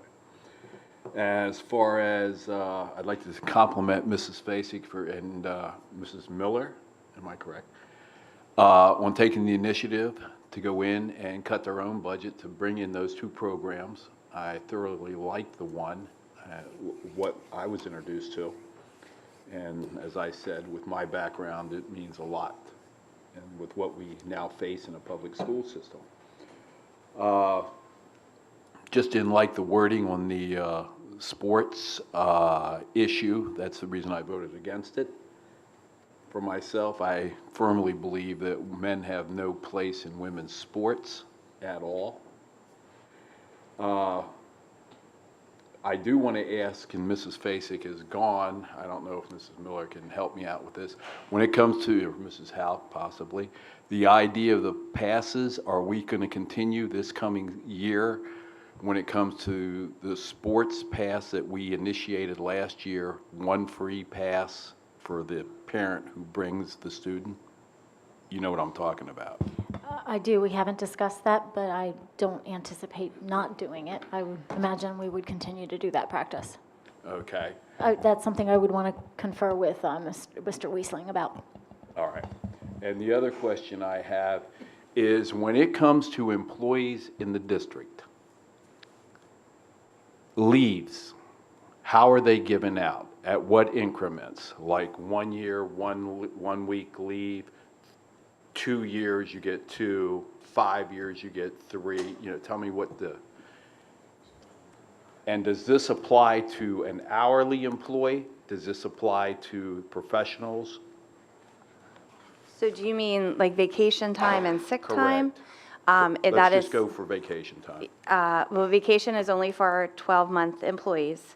So our professional staff and our 10-month school year support staff do not receive vacation. Professional staff receives sick time and personal time based on their contract and school code, along with support staff as well receive personal time and sick time per their contract. All right. Basically, they all receive, those that do receive annual leave, they all receive the same increment, 1 year, 1 week, say 3 years, 2 weeks, 5 years, 6 years, you know, how to... So that we have that increment based for vacation for our 12-month support staff. But for personal leave, it's, I have to think back. So our personal days is 2 personal days for professional staff. After 10 years or more, they get 3 personal days each year. They receive 10 sick days. Is that correct? Sorry, I have multiple contracts. Our support staff, if you are part-time under 5 hours, you receive 6 sick days times the number of hours. So we give it to you in hours, not days, increments. If you are full-time over 5 hours, you receive 12 sick days times your number of hours, and they receive 2 personal days each year. Okay. All right, I'm going to leave it at that for right now. We'll talk. And that's all contractual based, so. Right. Okay. Okay. And that's all I have. Thank you, Director Wolverton. Dr. Houck? I just wanted to say a couple of thank yous. Thank you first to Dr. Cartwright. She has been a really good mentor and has done a great job for this district, and she will certainly be missed. She has been very gracious in helping to prepare me to be interim, so I want to thank her for the dedication to doing that, and thanking the board and any other people for the kind words and the confidence that you have in me, and you have my word that I will do my very best. All right, thank you. We're using the word interim, and the other word was acting. Which is the appropriate one, Mr. Jacoby? Her contract says interim. Interim, okay, very good. Well, I'd like to welcome Dr. Houck as the interim superintendent. It's been pleasant so far. I want to continue that. She's very competent, and I really appreciate her stepping up and being willing to do this. Her plate was already extremely full. Go ahead. I'll wait till you're done. I Okay. have one other comment. Her plate was already extremely full, and she agreed to take on these extra duties basically because we asked her to do it, and so she agreed to do it, and we're grateful. So I want to recognize her. The superintendent search, I'm looking forward to commencing with that as soon as possible because I don't want to be pre-decisional about any time frames. It's more important for me to find the right fit than it is to fill a job quickly.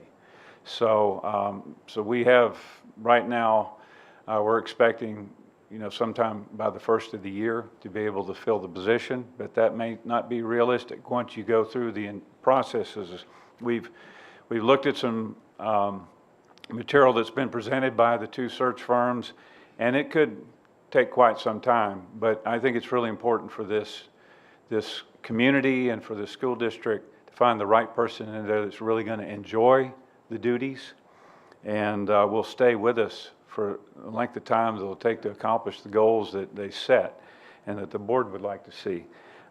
We are really hopeful that Dr. Houck will, I'm hoping she's going to enjoy herself a lot because we hope that she will submit an application and we'll evaluate her against the other candidates and see how that goes. But we're hopeful we find the right person for the position. The Skills USA stuff, as I mentioned, I do not want to conduct that in the public thing. We all have the opinions about this, but I would like to discourage us from taking that into the public setting. The policy tabling, I voted in favor, in full disclosure, as the board president and advocated that we do this. I am also frustrated, as you expressed, that here we are having presented first and second reading, receiving lots and lots of emails, and I'll go back and respond to these emails, especially Ms. Wirtz. I'll go back on that. Some of the, when the emails come in, I want to be very careful that, because I know that whenever you send an email out, it doesn't just go to the individual anymore because it gets shared and that kind of thing. I don't want to say anything inaccurate or that jeopardizes us. And so a lot of times I seek advice when I'm doing that so that I don't put something out into the cyber universe that will contradict and so, or will be inaccurate. The solicitor RFP, this is simply a routine review. I don't want to be pre-decisional about that from a personal standpoint. When it was brought up, I think it's a good idea for us to do an evaluation. And I think the public deserves that we don't just sit into a comfortable state and not periodically review that. So, we always have the opportunity to provide feedback individually, but the public needs to see what are our options out there, and is there better service that we can get somewhere else. There is absolutely zero intent, from my standpoint, as has been alleged, to replace our solicitor with ILC, and I can guarantee you, from my understanding, they have absolutely zero desire to be anyone's solicitor, but they are part of our legal team. So I want to just quelch that rumor that is probably going to fester in the coming days with lots of speculation. We are looking at, law firms to submit RFPs or expecting them to submit RFPs, and we'll evaluate them and take action as appropriate. One of the things I've been so amazed with this summer is how fast the summer goes when you're on the school board. You almost feel like we barely got through with graduation and school starting, around the time of our next meeting. I mean, it just really goes by so fast and it ramps up so quickly. I want to just publicly acknowledge the efforts that go on in what public considers as the off time. It's not really off time for people like Ms. Jacoby. This is probably one of your heaviest work periods is during the summer because of all the changes that occur and retirees and that kind of thing. And so I appreciate the interface that we have with Ms. Jacoby and her department. I appreciate the interface that we have with Mrs. Weaver and her part of the business. It seems like our relationships keep getting better, and I appreciate that. And our level of trust continues to grow. And I think that's a very positive thing for us to be engaging in.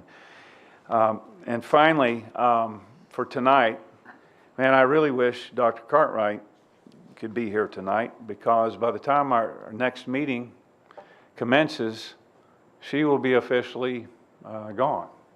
Her date, I think her last day of work is the 9th of August. I think I stated that before, but I wasn't 100% sure from memory.